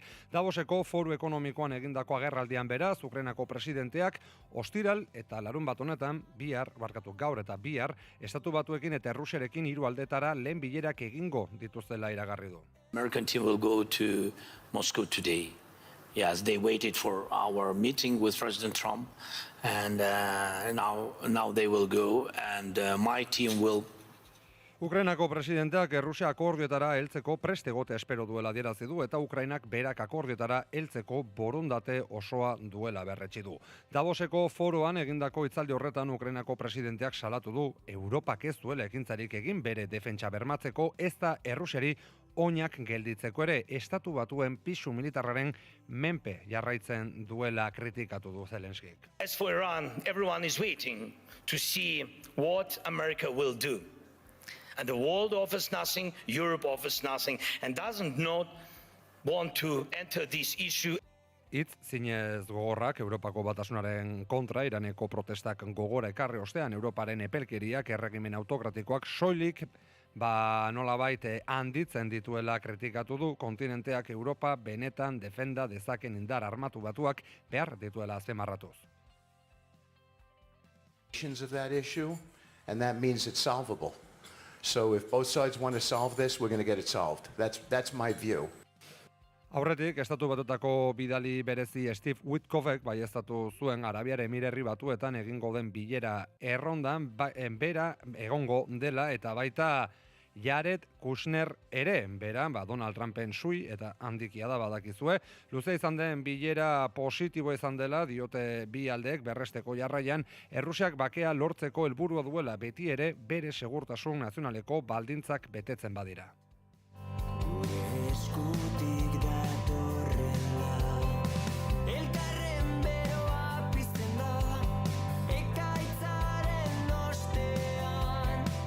Eta Davoseko hitzorduak utzitakoei begira jarraitzen dugu, Donald Trumpek indarkeria baztertu eta Groenlandia erosteko egindako proposamena aztertzeko elkartu baitira azken orduetan Europako Batasuneko agintariak. NATOko idazkari nagusiak badirudi, zuzenean bere izenean jartzeko etxe zuriaren asmoak geldiarazi dituela bai, baina Danimarkari kentzeko nahia mantentzen da momentuz. Egiari zor, lortutako akordioaren bueltako galderak gehiago dira erantzunak baino zaloa. Europako Batasuneko ordezkariek egindako bilkuraren ondoren Emmanuel Macron, estatu frantseseko presidenteak, egoera larria dela esan du sare sozialetan, zertxo bait hobetu dela iritzi dio, naiz eta egoera gertutik jarraitu behar. NATOren barruko iskanbila badirudi lasaitu dela Trumpek indarrez Groenlandia kentzeko asmoa baztertu ondoren. Orain, Europako agintariak etorriko dira edozein mugimenduetan zein erantzun eman aztertzen. Edozein momentutan Trumpek iritzi zaldatu dezakela eta B plan bat behar dela uste dute. NATOk Ameriketako Estatu Batuekin Groenlandiaren inguruan adostutakoaren xehetasunik ez dago. AFP agentziak dioenez, 1951 Danimarkak eta Ameriketako Estatu Batuek sinatu zuten Groenlandiarako defentsarako ituna berriro negoziatuko dute. The New York Timesen aburuz akordioak Groenlandiako zati batzuk Washingtoni emateaz mintzo da eta Txina zein Errusiare bertako lur arraroetan arintzeko debekua aipatzen du.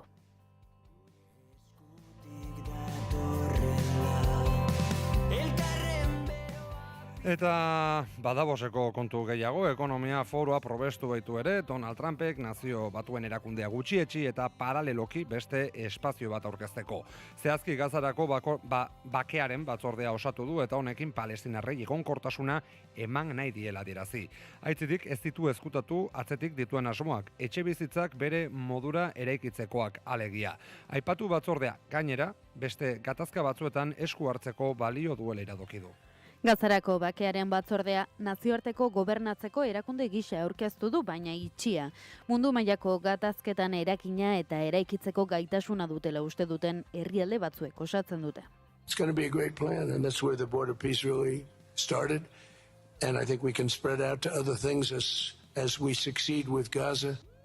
Proposamenak Arabiar herrialdeen partetik zurtzia erakin dute, Nazio Batuen erakundearen gustuko ez dituen erabakiei kontra egiteko asmotan sortu dela uste baitute. Behin batzordea osatuta, Nazio Batuen erakundea kritikatu du Trumpek ahalmen handia duela bai, baina ez duela erabiltzen esanaz. Orain, berak sortutako batzordearekin mundu hobea espero daitekeela uste du. I've always said the United Nations has got tremendous potential, has not used it. Bakearen batzordeak bake plan bat aurkeztu du. Antonio Guterres, Nazio Batuen erakundeko idazkari nagusiak momentuz, batzorde hori hankamotza dela, baina babestu egiten duela esan du. 51 herrialdetatik 35 baiezkoa eman diote Trumpi eta ez du esan zein geratu den kanpoan.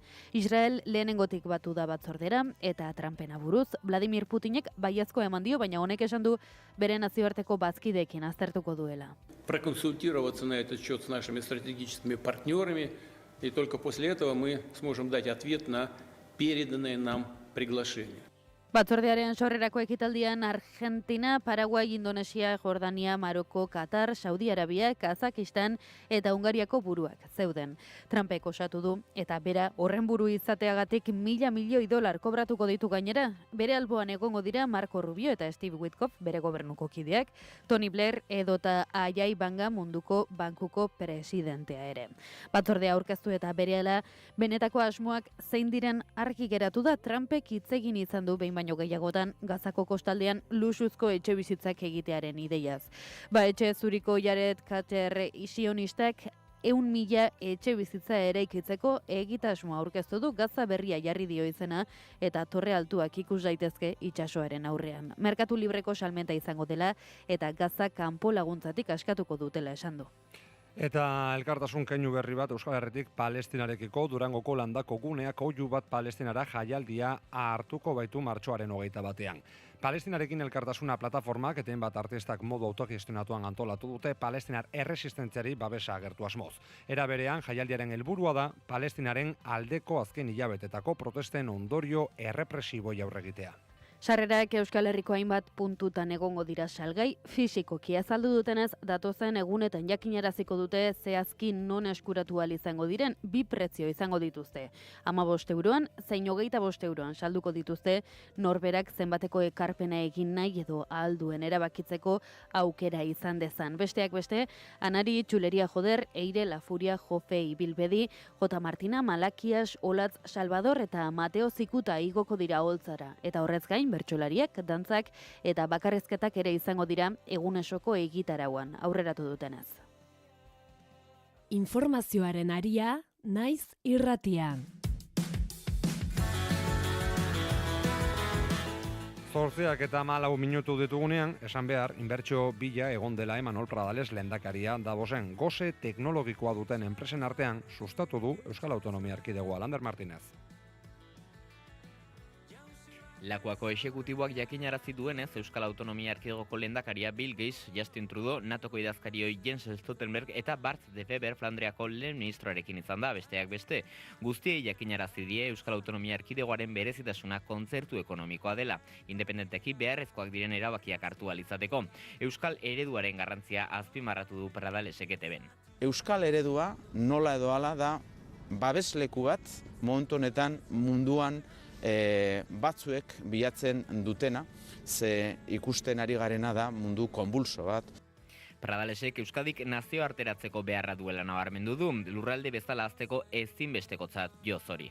Euskadik hazteko behar du bajo lastu partida hori mundu mailan. Nazioartekotzeak dauka gero eta garrantzia handiago bat. Horregaitik etorri ginen Davosera eta horregaitik hemen agenda bat eduki dugu, hainbat harreman egiteko, aliatok izan daitezkenekin ere hitz egiteko, jakiteko zer nolako mundua datorren eta aurre hartzeko, eta Euskaditik ere behar ditugun erabaki egokiak hartzeko, ezta?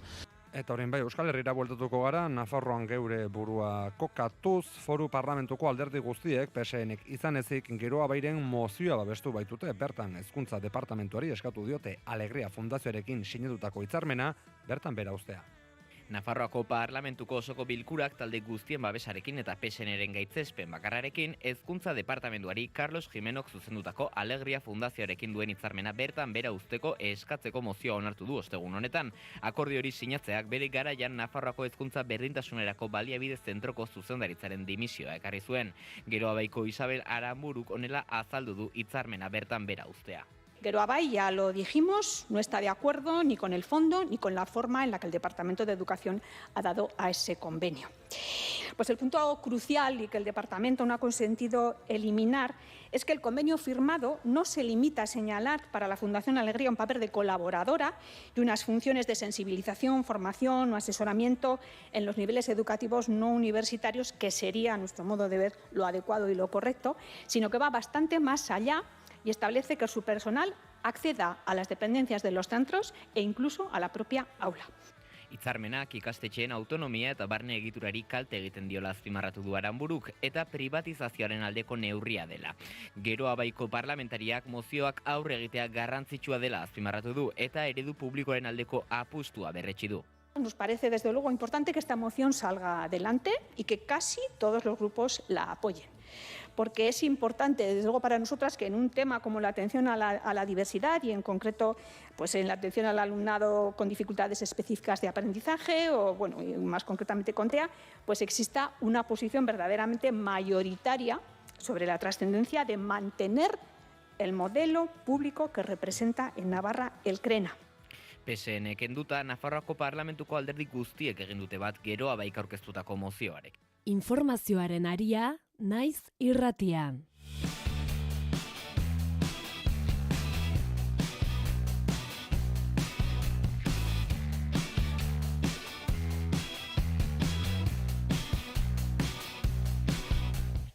Zortziak eta 18 minutu, BCBL zentroa Bibalance proiektu handiaren buru da, eta haur hezkuntzako azken mailan dauden eta senide dislexikoak dituzten haur elebidunak biltzeko fasean dago. Partaideak 3 ikaskuntza etapatan joango dira laborategira, elebitasunak irakurketaren garapenean duen eginkizuna aztertzeko helburuz. Trata de entender un poco cómo el bilingüismo o crecer bilingüe en niños cambia el desarrollo de su cerebro y cómo estos cambios en el cerebro pueden ayudar a desarrollar funciones cognitivas muy importantes como la lectura. Hortaz, Bibalance ekimena paradoxa horretan argi pixka bat emateko erronkarekin jaio da. 5 urte iraungo du ikerketak, gaur egun, haur hezkuntzako azken urtean dauden eta aire dislexikoak dituzten haur elebidunak biltzeko fasean dago esan bezala, euskaraz eta espainolez hitz egiten duten haurrak alegia.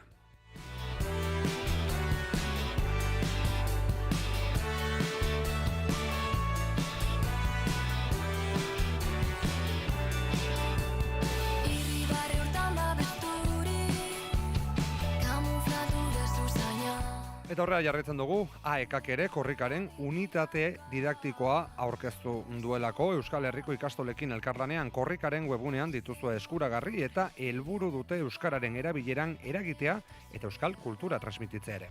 Ohar batean, AEKak azaldu duenez, 2 motakoak dira. Batetik, ikastetxeetarako ikasmaterialak adinaren arabera sailkatuta eta bestetik, euskaltegietarako atazak, AEKaren didaktika sailak prestatuak, mailaka antolatuta datozenak, abatetik ze batera. Azpimarratzekoa da materialetako bat berezia dela, izan ere entzumen arazoak izan ditzaketen, pertsonek erabilia izateko diseinatuta daudelako. Iñaki Zapirain eta Jon Alustiza, Ureretako ikastolako irakasle eta ikastetxetako unitate didaktikoen egileek edizio honetako unitateen berrikuntzak nabarmendu dituzte. Alde batetik, korrika txokoa izeneko jarduerak, zirkulazio autonomoan aritzeko materiala da, ikasleek beren nahien eta erritmoen arabera. Eta beste batetik hurrengora arte jarduera aipatu dute, korrika amaitu ondoren gauzatzekoa, korrikan bizi izandako esperientziak partekatzea izango du helburu.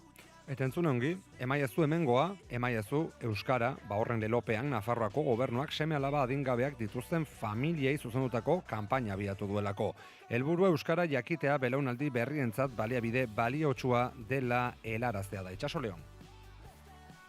Urtarrilaren 26tik otsailaren 15 arte garatuko da kanpaina. Ana Ollo lehendakariorde eta memoria eta bizikidetzako kanpo ekintza eta euskara kontseilariak eta euskara bidea, Euskararen Nafar Institutuko zuzendari kudeatzaile Javier Arakamak aurkeztu dute kanpaina ostegun honetan eskainitako prentsaurreko batean.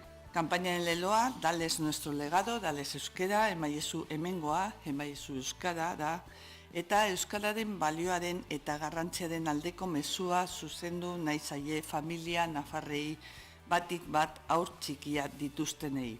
Azaldu dutenez, ekimen hau aurrei eskinitako beste jarduera ildo osagarri baten barruan kokatzen da, departamentuak hiztun berriak sustatzeko egiten duen apustu estrategikoarekin bat eginez. Kanpaina honek euskararen foru legeak agintzen duen sustapenaren bidetik eta azken urteotan euskara bideak egin dituen kanpainen ildoari jarraituz egin da. Horri dagokionez, Ollo lehendakariordeak gogorarazi du duela gutxi parlamentuan azaldu zuen bezala 2025ko iraileko azken matrikulazioan jauzi kuantitatibo eta kualitatibo handia egon dela.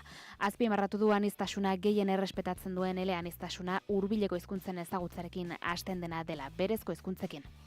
Euskara Nafarroko berezko hizkuntza da, Nafarroaren izaeraren oinarrizko osagarri eta Nafar guztion ondarea. Javier Arakama Euskara Bideko zuzendari kudeatzaileak bestalde autu hori hartzeak dakarren aberastasuna aipatu du. Gurasoek euskara jakin edo ez, Nafarroan jaioa izan da ala ez, familia orok eman diezaiok euskara bere aurrari, eta horrek mesede eta aberastasun handia ekarriko dio txikiari bere bizitzan. Nafarroako milaka familiak egin du autu hori dagoneko. Gurasoek egoki eta desiragarri jotzen dute aurrek txikitatik euskara jakitea, eta euskaraz ez dakiten gurasoan hitzek beren seme-alabek txikitatik eskolaren bidez, euskara jakin dezaten hautatzen dute. Arakamak zehaztu duenez, azken urteotan euskara familia askotan sartu da etxeko txikienekin, modu egoki eta arrakastatsuan. Izan ere, datu ofizialen arabera, euskaraz dakiten belaunaldi gazteak dira eleanitzenak. Zentzu horretan erakundeek berezko duten ardura azpimarratu du. Nafarroako gobernuaren betebeharra da familia horiei laguntzea eta familia gehiagok bat egin dezan bultzatzea. Nafarroako hizkuntza den euskara sustatzeko eta transmititzeko. Informazioaren aria, naiz irratian.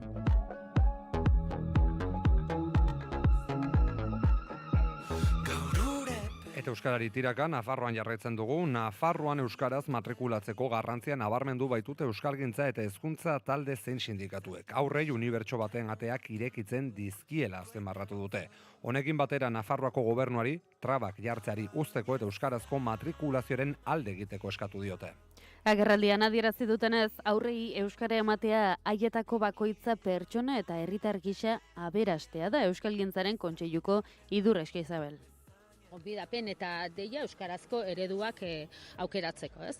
Batetik uste dugulako seme-alaba hoien alde egin dezakegun edo egin daiteken auturik onena delako, bai beraiei eskainiko zaien horrengatik, hau da egiazko eleanitzak izateko bide ziur bat, garapen pertsonalerako bide egoki bat, harremanak zabaltzeko, garapen profesionalerako ere bai, baina bereziki kultur mundu oso bat irekitzen diegulako, eta esango nuke Nafarroa osotasunean ulertzeko giltza. Gaineratu dutenez, euskarazko ereduek euskara, gaztelania eta hizkuntza gehiagoren jabe izango diren ikasleak sortzen dituzte, harremanak zabaltzeko bidea ematen dute. Trebakuntza eta aukera profesionalak areagotzeko modua dira garapen pertsonalean sakontzeko. Honekin batera, egungo umei euskara ematea gizarte gisa amankomuneko etorkizuneko hobetzeko bidea dela diote. Justu olatu erreakzionario horri esia jartzeko bidea dela uste dugu. Euskara ematea badelako tokikoa emateko modu bat, Eta adionekin ere matrikulazioen beherakada tarteko Lakuako esekutiboak 6 integrazio prozesu bultzatuko baititu datorren ikasturtean Bizkaiko 12 ikastetxe publikotan. 4 ikastetxek ateak itxi beharko dituzte beraz. Bilbon Orbegozo Ingenieria eta Tomas Camacho ikastetxeak dira itxiko dituztenak, Getxoan Larraina Zubi eta Leioan Lamiako. Begoña Pedrosai hezkuntza sailburuak eman du honen berri. Ikastetxe hauetan, bai, 60 ikasle baino gutxiago daude, osotasun hartzen badugu ikastetxe oso hau da, 2 urteko gelatik 6. mailara. Jaiotze tasak bera, matrikulazioak bera, baina hala ere, dio, ez dela bakarrik zenbaki kontua. Ikastetxe batean, 2 urteko gela batean, edo 3 urteko gela batean, 3 ikasle bakarrik daudenean, ez daukate aukerarik sozializazio eraginkor bat izateko. Ez daukate aukerarik euskaraz mintzatzeko. Gainera oso ikastetxe edo oso ziklo edo gela segregatu buruz ari garenean. Ikasle zaurgarriak dituzten ikastetxeak guztiz profil desberdina duten zentroekin integratuko dituzte. Nahi duguna da ikasle guztientzat hezkuntzarik eta hoberena. Eta hor dago adibidez, aukera bat, talde askoz ere anitzagoak izateko. Sailburuak azaldu du ikastetxe horietako zuzendaritzarekin eta irakasleekin adostutako neurria dela. Eragindako zentroetako langilei dagokionez, ziurtatu du inorrez dela kalean geratuko funtzionarioak integrazioaren ondorioz zentroetan geldituko dira edo beste plaza batera aldatzea aukera dezakete. Ordezko langileek berriz urteko lehiaketa prozesuetan parte hartuko dute. Eta Oarsoaldean, Pasaian zehazki, portuak eskaleri jaseko 3 bizilagunekin akordioa lortu dutela iragarri dute. Aurretik, beste 2 familiekin adostasuna lortu zuen erakundeak, beste 6 familiaren etxegabetzea errekurtso baten ebazpenaren zain dagoen bitartean.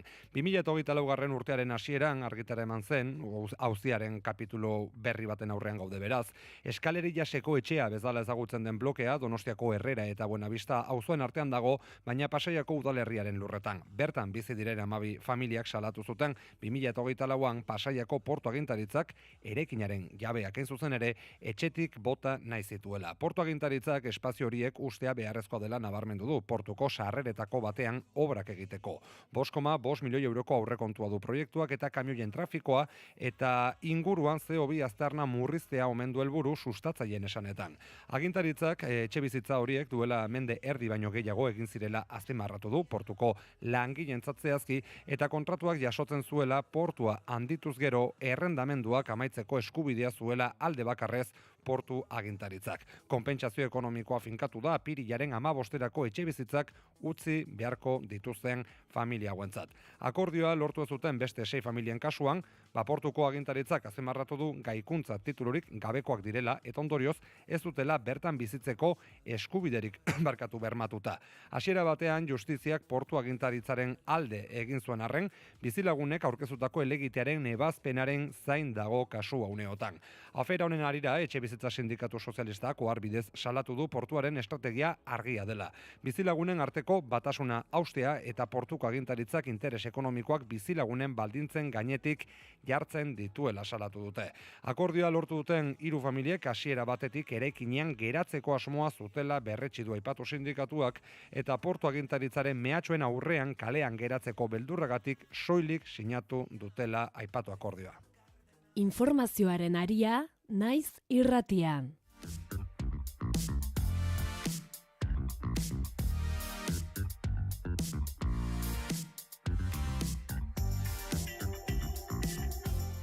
Zortziak eta 29 minutu eta atzera begirakoa egiteko tenore ere, labek zabaltzen dokumentazio zentroa jarri baitu martxan duela 2 urte sortu zen hau, sindikatuaren 50. urte urrenaren arira, langile klase eta eraldaketarako sindikalismo gisa memoria propioa mantentzea helburu duen ekimenean.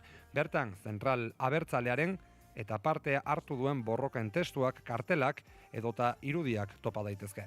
Martxoaren 3ko ekitaldiak aurkezteko egindako agerraldi publikoan Igor Arroiok adierazi du garrantzitsua dela divulgazio lan hori eta Gasteizko sarraskiaren oroimena bizirik mantendu duten pertsona eta militante horiei ere errekonozimendua egitea. Lab sindikatuak zabaltzen izeneko dokumentazio zentroa sortu egin duela. 2 urte hauetan lanean egon gara eta gaur esan dezakegu zabaltzen dokumentazio zentro hori martxan jarri dugula. Sindikalista berriei informazioa emateko, memoriaren berri emateko, ikerlariei ere bai. Iruditzen zaigulako memoria zaintzea badela beharrezkoa borroka sindikalari jarraipena emateko. Orain errekonozimendu soziala, politikoa eta instituzionala dagoela ikusten badu ere azpimarratu du denbora luzez langileak izan direla militante sindikalak horietako asko lab sindikatuko militanteak gertakari horien oroimenari eutsi diotenak. Jarraian martxoaren 3ko ekitaldi nazionala iragarri du goizeko 10etan Europa jauregian.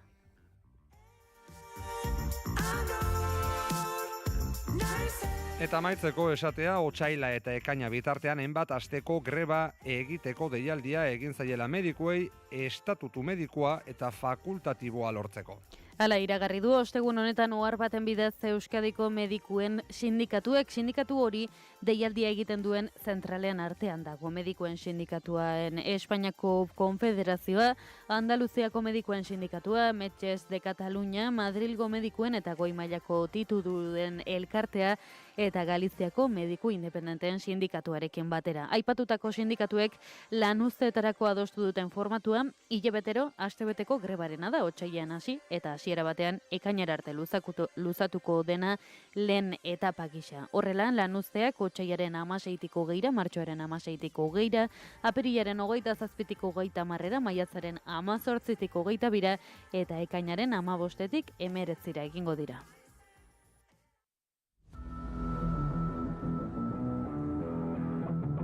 Kirol aria, naiz irratian.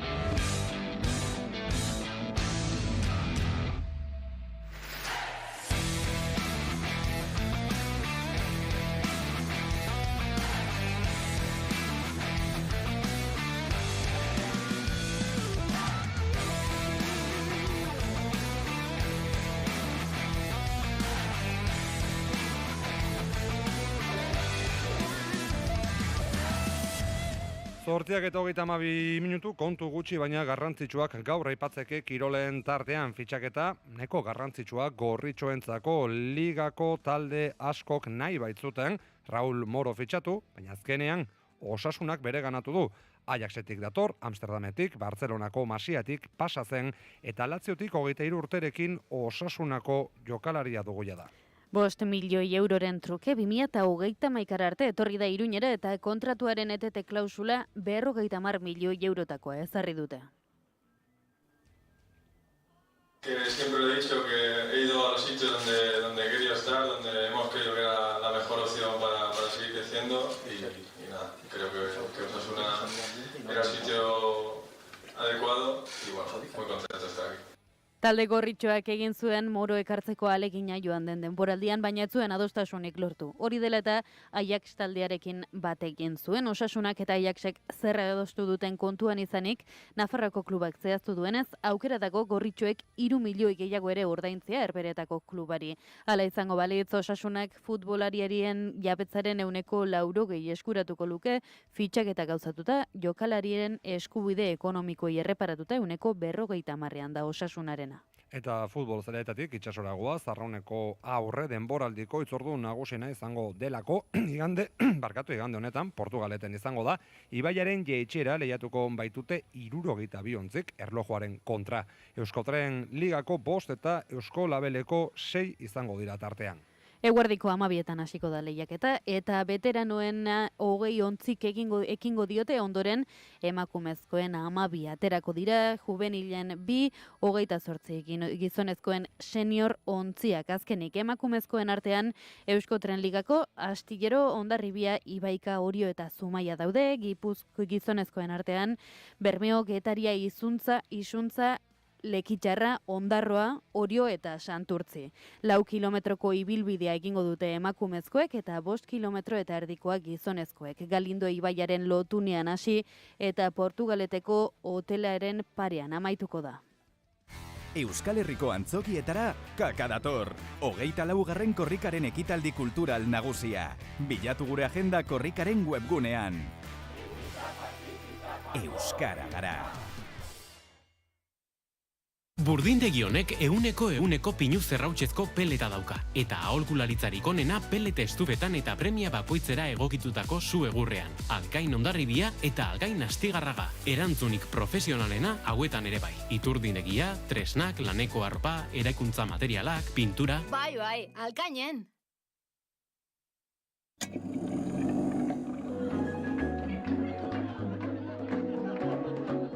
Historiak idatzidako gertakari eta mugimendu sozialetan musikak izandako paperaz ariko gara.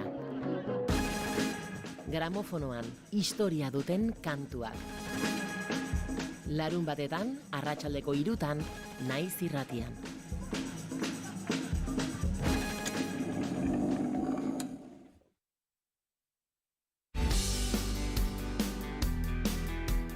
Zazpi dira bekatu kapitalak. 7 Euskal Lurraldeak. 7 bigarren kafearen aurkezleak.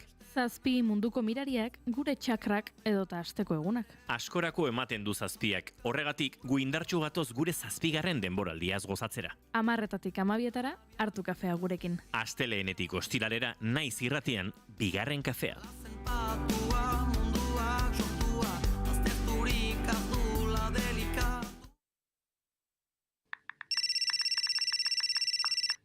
Parte hartu Naiz Irratian. Bidali zure hautsmezuak 644 632 944 zenbakira. Piztu Irratia. Naiz Irratia.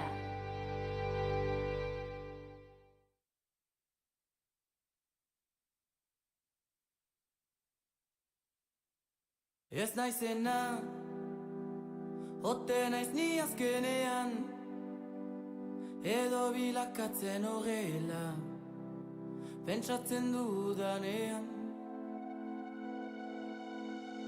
Noraizi nire hitzala, niri sobaki bezala, ire itxura kriminala gordetzen du gini azala. Ene gezurrak ire egiak, Ezin lasai ez begiak, nora doazeni helburuta metxe galariak. Ez naizena, ote naiz ni azkenean, edo bilakatzen horrela, pentsatzen dudanean.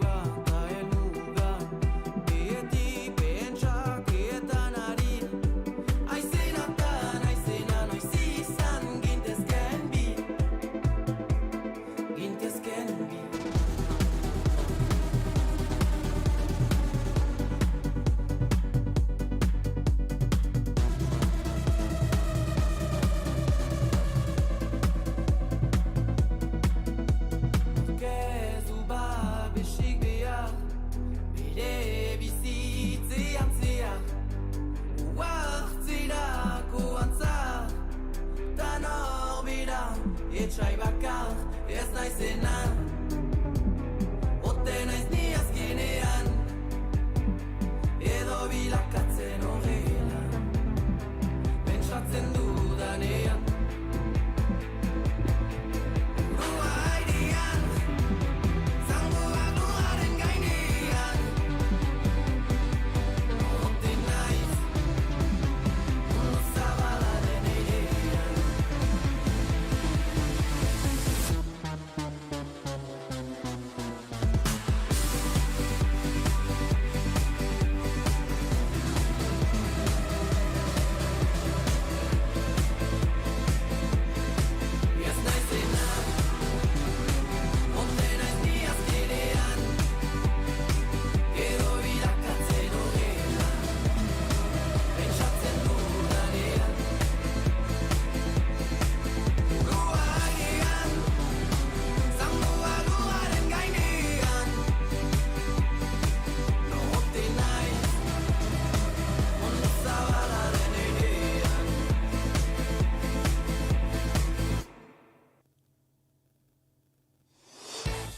Jarraitu Naiz irratia sare sozialetan.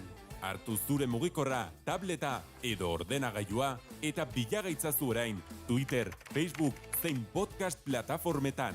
Musika saioak, pilulak, magazinak eta askoz ere gehiago topatuko dituzu gure podcasten artean. Eman atsegite Facebookeko horriari eta jarraitu Twitterren. Naiz irratia sare sozialetan.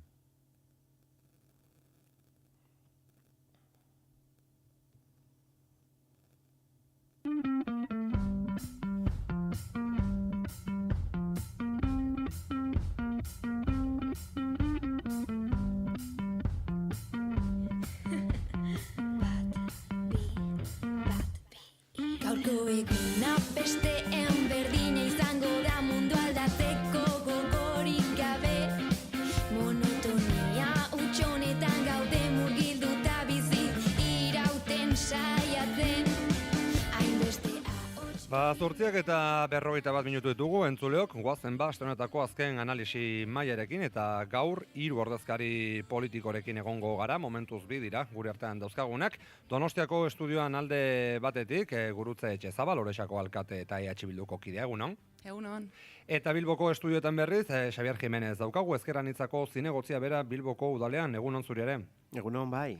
Eta esandako entzuleok, une batetik bestera, Aitor Urrutia jotako parlamentariare biltzekoa zaigu. Baina izue, Xabier Gurutze, Davoseko goi bilkuran, Pradales lehendakariak esandakoi begira abiatu nahi genuen analisi mailau. Azken orduetan bertatik heldu zaizkigun berri guztiei begira ezinbestean aipamen bizkorra egin behar diogu baita ere, azken orduetan izandako mugimendu geopolitiko garrantzitsu horiei, baita ere Europako batasuna egunotan ematen ari den irudiari nolabaiteko kritika edo balorazioa egiteko. Gaur direlako biltzekoak Estatu Batuak, Errusia eta Ukrainako ordezkariak Abu Dhabin bake elkarrezetei bide emateko. Horren aurretik mezutxoa bota dio Ukrainako presidenteak Europako Batasunari. As for Iran, everyone is waiting to see what America will do. And the world offers nothing, Europe offers nothing, and doesn't not want to enter this issue. Laburbilduz, Europa bere burua defendatzeko gai ez dela, esan du Volodymyr Zelenskik, ez dela gai sakoneko erabakiak hartzeko, Estatu Batuen babes ekonomiko eta militarraren menpe dagoela, NATOk ez duela bere funtzio nagusia betetzen, eta Errusiak bihar Baltikoko herrialde bat inbadituko balu, zalantzan jarri du Europako Batasuneko herrialderen batek honen defentsara joko telukeen. Zalantzarik gabe hitz gogorrak dira gaur goizean topatu ditugunak, gurutze zuri esatu nahi dizut lehen erreakzio bizkor bat hitzon inguruan badakit ez zegoela bidali genizuen gaitegian, baina gaurkotasunak agintzen du. Bai. Bueno, nik uste dut mundua dagoen egoeran, ezegonkortasun egoera honek erabateko urduritasuna nabarmentzen duela, eta hitz hauen inguruan Europa bidegurutze batean dagoela eta erabaki batzuk hartzeko garaia dela. Bide batez agurtuko dugu baita ere Aitor Urrutioren txartan batu zegun, EAJko parlamentaria bera, egunon. Egunon. Davoseko foroak utzitakoei begira gaude, Pradales lehendakariak esandakoak entzungo ditugu, baina oraintxe bertan, atzoko azken orduko horri begira geunden, Aitor, Zelenskiren hitzek presio handipean eta porrot militarrerako bidean den gizon baten hitzak direlako, hori ezin dugu ahaztu, uler daitezke kritikak noskiare gehiago bere egoeran, baina ez aldira, hitz gogorregiak Europako herrialdek Ukrainari emandako milaka milioi euroak eta armak aintzat hartuta. Bai, baina nik uste, zuk zeuk esan duzu, ez? Nik uste Zelenski larri dagoela eta bere larritasunak, bere larritasuna ulertzekoa dela, ez da? Claro, zer gertatzen da?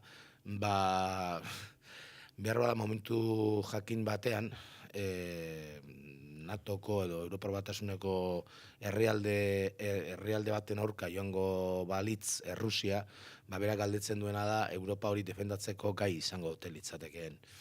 Eta nik uste duena da Europak milioiak eta zerak armak eman dituela, zuk esan bezala, baina Europa ari dela aurrera pausoak ematen, eta ikusitak horren landian, ezta?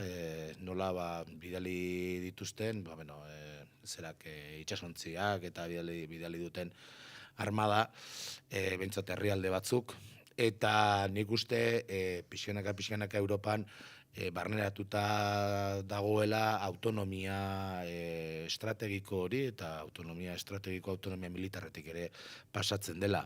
Eta gai izango telitzatekeen, bai da egia batzuetan Europaren erantzuna ahula izaten dela, baina nik uste gaur egungo joera beste bide batetik doala. Hala ere ulertzen ditu Zelenski jaunaren hitzak, eta nik uste bere larritasunean oinarrituta dagoela, eta Europar guztioi kezka sortu beharko ligukeela. Zelenskik agerian utzitako Europaren egoera horri begira, Xavier, hitzok min egin badute Bruselan, erraitate dosi handi bat ere badutelako izango da. Ukrainan ikusten ari gara, Groenlandian bezala edota Venezuelan ere. Bai, alaxe da, nik uste dut azken hilabetean ia, batez ere, Venezuelakoaren ostean eta batez ere Groenlandiako auziaren inguruan, azken 40 urteetan batzuk salatzen egon garena, argi ere geratu izan dela. Eta hau da, NATO Estatu Batuen erramienta imperialista bat izan dela. Ez defentsa mutuarako erramienta bat, eta argi dago Estatu Batuek Groenlandiaren gainean egindaben mehatxua ikusita, nola argi geratzen den helburu hori, ezta. Eta nik uste dut Zelenskik eta bere testuingurua ulertuta jakina, nola baite mai gainean jartzen duena da Europar Batasunaren ahuldade hori estatu batuen defentsa sistemaren at egotekotan. Eta nolabait orain arte burutu ez den bestelako segurtasun politika amankomuneko bat garatu behar den. Hau ez da barria, gogoratu beharra dugu, bai 80ko hamarkadan Frantzia bezalako estatuek, eta eskuinak gobernatutako estatuek, nola planteatzen zuten Europak bere euroarmada bat behar zuela, eta NATOtik planteatzen zen beste segurtasun eta sistema bat beharrezkoa zala. Urteak pasa izan dira, eta nolabait Europar batasuna eta batez ere NATO estatu batuenkin binkulazio hori indartzen joan da, bere bide propioa egin beharrean, eta hortaz hori da gaur daukagun egoeraren erantzuna. Mila esker, hirugoi balorazio azkar hauengatik esan bezala etzegoelako gaurko gaitegian, baina orain bai, goazen lehendakariak Davosera egindako bidai ofizialarekin. Euskadik azteko behar du bajolastu partida hori mundu mailan. Nazioartekotzeak dauka gero eta garrantzia handiago bat. Horregaitik etorri ginen Davosera, eta horregaitik hemen agenda bat eduki dugu, hainbat harreman egiteko, aliatok izan daitezkenekin ere hitz egiteko, jakiteko zer nolako mundua datorren eta aurre hartzeko, eta Euskaditik ere behar ditugun erabaki egokiak hartzeko, ezta? Mundu mailan jokatzen ari den nolabait partida handi honetan Euskal Autonomia Erkidegoaren ahotsa entzun beharra dagoela, nabarmendu du Imanol Pradalesek ere. Aitor, nola baloratzen duzu alderdian Aiotan lehendakariak Suitzara egindako bisita ofiziala? Ondo baino beto. Guk uste dugu hor egon behar dela. Azkenean, zuk jokatu behar duzu, hor esan den bezala, liga hortan, ez? Eta gure asmoa da gure herriak liga hortan jokatu ahal izan dezan, ez? Goreneko ligan, eta nik uste lorpen bat dela azken finean lehendakaria delako estatu batekoa ez den buruzagi bat, ez? Eta orduan horrek, nik uste ateatzen gaituela baita ere autonomia erkidegoa izatearen logikatik, eta beste ikuspuntu batetik egiten zaiola aurre, ez da? Eta, nik adibidez, azken egun hauetan desente jarraitu dut foroko izarretariko bat izan den Kanadako lehen ministroa. McCartney, bai. Eta berak, iritsi zenean hegazkinean eta zera atea zuen sareetan txio bat, argazki batekin, esaten zuena, Davosera nator, merkataritzakide berriak egitera eta inbertsioak bilatzera, eta nik uste kontaktu horiek egitea eta hor pixkat sortzen den saltza hortan egotea esateko garrantzitsua dela. Zuri gurutze, EH Bilduko ordezkari gisa, zer iruditzen zaizu alako bidei bat, alako bisita bat foro horretara beharrezkoa alda, alako ezaugarriak dituen foro batean Euskal Erakunde eta egiturak ordezkatuta egotea? Nik uste dut ondo dagoela horrelako lekuetan egotea eta harremanak egitea, baina lehentasuna beste toki batzutan jarri behar dela, ez? Ondo esan dezun bezala, foro hauek munduko eliten foro bat da, ez? Eredu kapitalista jada atzo, Kanadako lehen ministroak esan zuen bezala, jada bukatu den edo garai baten amaiera irudikatzen duen eredu honen foro bat, ez? Eta hemen indartsuenen legea dela, hemen gaientzen dena eta munduko ordena jakin bat betikotzen duen foroa dela, ez? Eta nik uste hortik esango nuke guk baditugula gure foro propioak eta gure esku dagoen horretan herritarren bizi segurtasuna bermatzeko baditugula zereginak eta hor zentratu beharko genukela.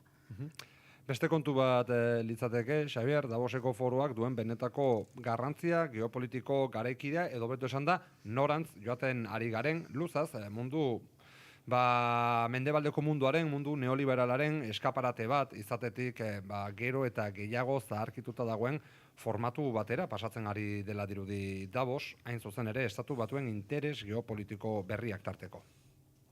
Bai, ala da, bai. Kide batzuekin komentatzen gendun, justo, hain zuzen ere aste honetan, ezta? Aste honetan be bai, estatu mailan fitur ospatzen ari da. Eta Davoseko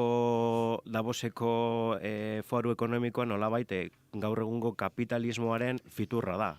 Non estatu buruak eta gobernu buruak, enpresa handien ordizkariak eta lobistak biltzen diren mundu mailako akordioak bilatu eta lortzeko.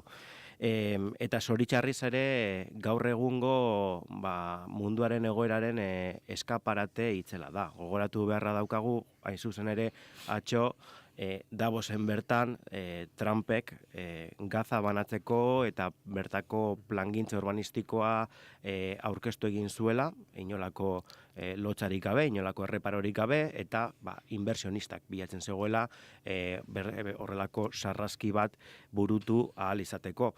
Eta hori da hain zuzen ere, gure EAEko gobernua joan den foro horretara. Egon behar ginela, egon beharreko espazioa dira, entzuteko, batez ere, entzuteko eta ikusteko zeintzuk diren mundu dinamikak, baina bertatik erantzuna ezberdina izan behar da. Eta gero, nik ez dakit lehendakariak esan zuen, entzutera, ikastera eta kontaktuak egitera joan zala, baina baita ere Euskadiren egonkortasuna saltzera. Eta nolabait Eusko Jaurlaritzak ito moduan saldu duen ekitaldia, egia esan, ikusteko daukazen nolako inpaktua daukan, ezta? Ze Pradales protagonista moduan izan duen ekitaldiak, Gold House Davos 2030 horretan, ikusten baduzu zenolako pertsonak hurbildu diren, eta zenolako kontaktuak egin diren bertan, Josu Jon Imaz, Repsoleko buruzagia, Jainaga, Sidenor, Ormazabal, Belatiako burua, Krotmeier, Mercedes-Benz Gasteizeko plantako direktiboa, edo Carlos Altzola, ITPko buruetako bat. Hortaz, bertoko enpresariak izan direla, bertan argi daukagu, baina kontaktuen aldetik eta horrelako Euskadiko eredua eksportatze aldetik ez dakindik aurrepen handirik egindan. Ni horrez nago batera doz, ez? Erreplikarako txan eskaini behar izan gaitor, zer zitzaidan?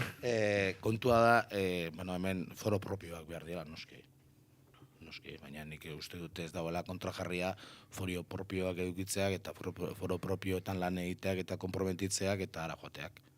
Ez? Nik uste esfera ezberdinak direla eta kasuren baten osagarriak ere izan daitezkela. Eta gero nik ez dakit, ez? Nik horrelako tertulietan asko egoten dira batean eredu kapitalistaren aurka tazea eta nik eredu kapitalistaren aurka daudenak pozik egon beharko lukete Davosen gertatzen ari denarekin. Zer nik uste dagoela, noski estatu batuak nagusi direla, noski Trump presidentea den bezalako pertsonaia dela, eta egiten duela, eta Gaza, eta bat, eta bestea, eta bai. Baina hemen nik uste ikusten ari garena Davosen da sortu dela, alako eredu kapitalista eta bere liderren artean alako talka bat, ez? Beste eredu bat defendatzen dutenak eta orain arteko eredua gutxi gorabehera defendatzen dutenak eta Trump eta bere menpe jartzen diren guztien artean, ez? Eta nik lehen aipatu dugu McCartney jauna eta nik uste hori dela esaten ari naizenen adibiderik onena. Eta lehendakariak egindako kontaktu ez dakit zen mailatakoak izan diren, hemengo enpresari eta enpresari handienak ara joatea, ez da, harritzekoa, ez? Eta lehendakariarekin alako, ez dakit, enbaxa moduko batean joatea, ez zaitan zera iruditzen. Nik lehendakaria ikusi dut Bill Gatesekin, ikusi dut Stoltenbergekin, ikusi dut horrelako batzukin, Trudeaurekin ere bai. Orduan, ez dakit nik ze kontaktu maila izango zuen edo ekarri duen edo zera, baina iruditzen zait lehendabiziko aldian joateko aurrera pauso importante bat dela.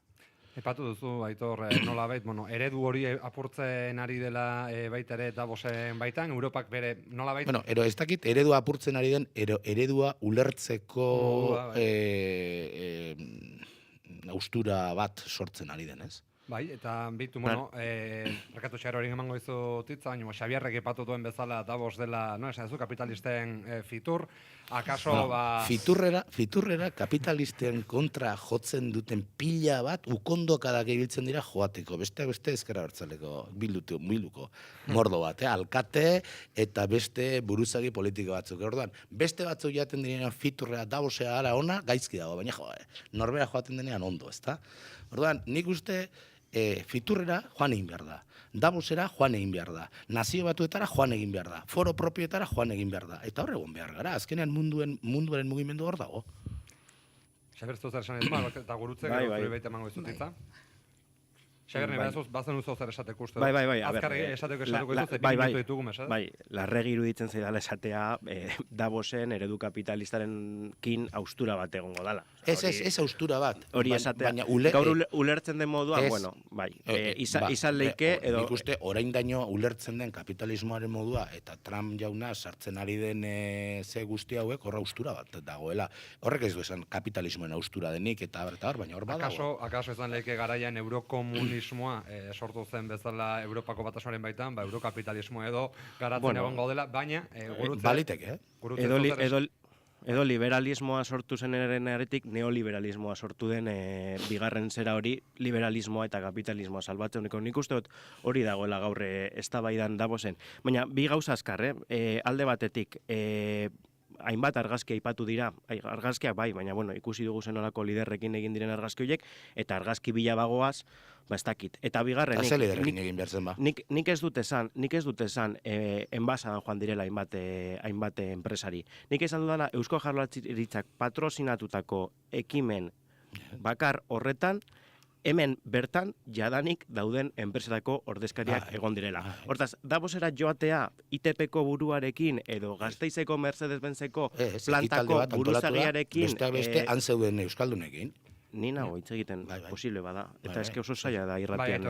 Bai, Aitor, eskertuko nizuke mesedez, guztia bukatzen Xabierri eta gain oraindik ere gurutze zain daukagu, berak esatu itere ditza, eta emango dizugu, nez eta azken ordukoekin berandu joan. Hori da, bueno, ez daki zentzuan dire daukan, bertokoekin bertara biltzen joatea.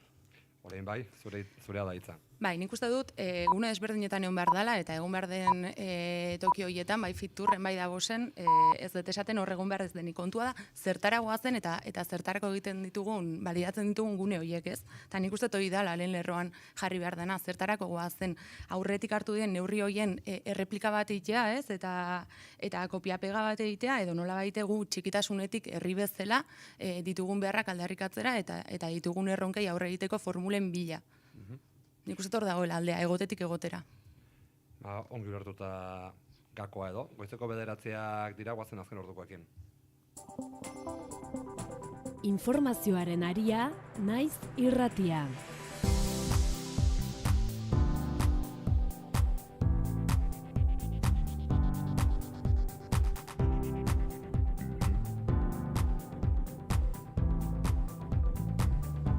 Eta nazioartera begira oraindik ere, hezkuntza eta arteko urtarrilaren 24an hezkuntzaren nazioarteko eguna delako UNICEF Euskadik gogorarazi du zentzu honetan hezkuntza babestu beharreko eskubidea dela baita egoerarik zailenetan ere.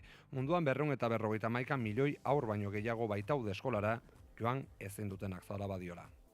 Egunon egoi bai eta egunon entzule guztioi erakundeak dioenez gatazkek, desplazamenduek edo klima larrialdiek eraginda ikastetxeak isten direnean aurrek ez dute soilik hezkuntzarako sarbidea galtzen, errutinak, segurtasuna eta babes soziala ere galtzen dituzte. Izan ere askotan eskola izaten da indarkeria esplotazio edo abandonu egoerak garaitzatzen gune bakarra.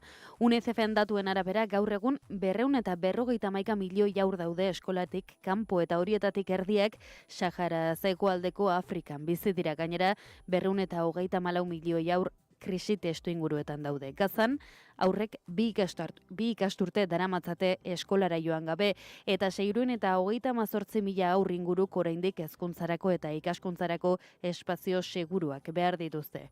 Ukraineko gerra 5 urte betetzear da, eta argindar mozketek eta negu gogorrek zaildu egiten dute aurrez aurreko irakaskuntza. Sudanen 8 milioi aurrek ez dute oraindik eskolara itzultzeko aukerarik, eta Afganistanen 7,1 milioi aurrek laguntza behar dute bereziki neskatilen eskubideen murrizketen ondorioz.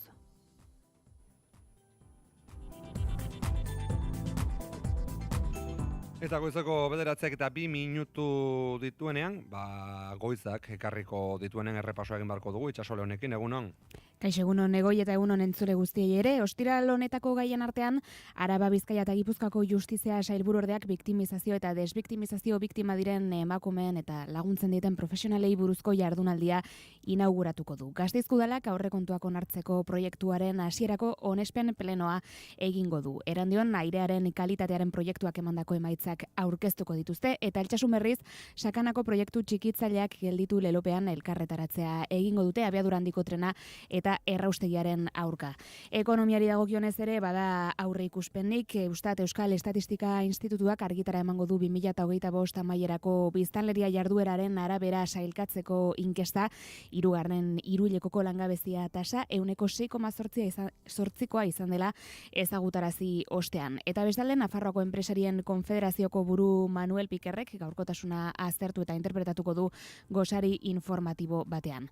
Kulturarlotik amaituko dugu, besteak beste ostiral honetan Eda Drink and Wineen lehen harria jarriko dute 11:00 Guardian, zinemaldiaren baitan ikusmira berriak egitaragoan hautatutako proiektuak aurkeztuko dituzte gaur eta amaitzeko Hezkuntza Kontseilariak adierazpenak eskainiko ditu Nafarroako goi mailako musika kontserbatorioaren egoeraren inguruan. Horiek eta gehiago eguerdiko 12:00 aurrera informazioaren ariaren bigarren edizioan, gero arte Itsaso. Gero arte Goi.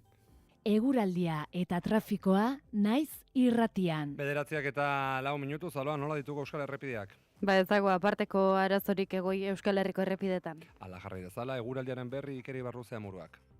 Nahiko eguraldi lasaia nagusituko zaigu ostiral honetan. Goizean hodeiak eta ostarteak tartekatuko dira, baina hodeiak ugariagoak izango dira bereziki Nafarroa ekialdean eta bertan Pirinio inguruan ez da baztertzen zaparradaren botatzea. Hala ere orokorrean gehienean mintzate ateri utziko dio. Arratsaldeko lehen orduak atseginak izango dira, hodeiekin eta ostarteekin eta giro ateriarekin. Arratsalde erditik aurrera erdita goi mailako hodeiak ugarituko dira, zerua estalirik geratuko da. Eta ilunabar gau partean, barnealdean, bereziki Araba eta Nafarroa hegoaldean ez da baztertzen euri zaparradatxoren bat botatzea. Hego mendebaldeko haizea harro ibiliko da, bereziki lurraldearen mendebaldean eta kostaldean, temperatura minimoek eta maksimoek aldiz antzeko baloreetan jarrituko dute, minimoak 1 eta 11 gradu bitartean arrendituko dira, maksimoak Kantauriar isurialdean 10 eta 13 gradu bitartean eta hego isurialdean 7 eta 11 gradu bitartean, temperatura freskoenak urte sasoi honetan ohikoa den bezala Araba eta Nafarroa erdialdean neurtuko dira.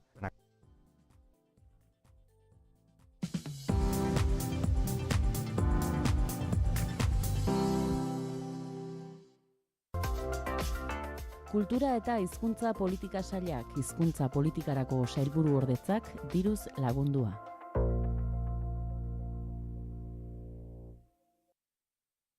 Ilunak izan nahi duzue! Bai, ala bai! Bai! Gaur hemen Punpairez kripto txampon berria aurkeztu nahi dizuegu! Punpairez umore saioaren grabaketan publiko gisa parte hartu nahi duzu? Donostiako estudio nagusian izango da grabaketa urtarrilaren 27an arratsaldez. Interesa baduzu, idatzi info@bilduanaizirratia.eu helbidera edo gure WhatsApp zenbakira 644 63 299. Arratsaldeon guztioi, ongi etorria. Punpairez ikuskizunera. Zatoz gurekin trago pare bat hartu eta barre pixka bat egitera. Idatzi info@bilduanaizirratia.eu helbidera edo gure WhatsApp zenbakira 644 63 299.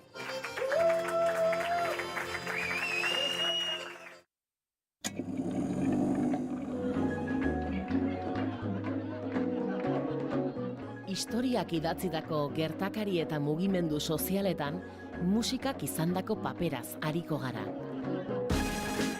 Gramofonoan historia duten kantuak. Larun batetan, arratsaldeko 3:00 Naiz irratian.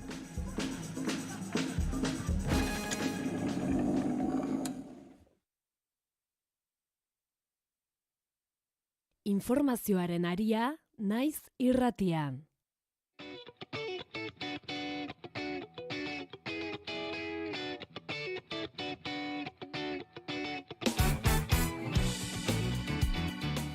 Bederatziak eta 7 minutu entzuleok berriz ere Naiz irratiko analisi maira gonbidatzen zaituztegu eta eguneko elkarrezetan nagusiari heldu aurretik balorazio politiko bat eskatu behar dizuet.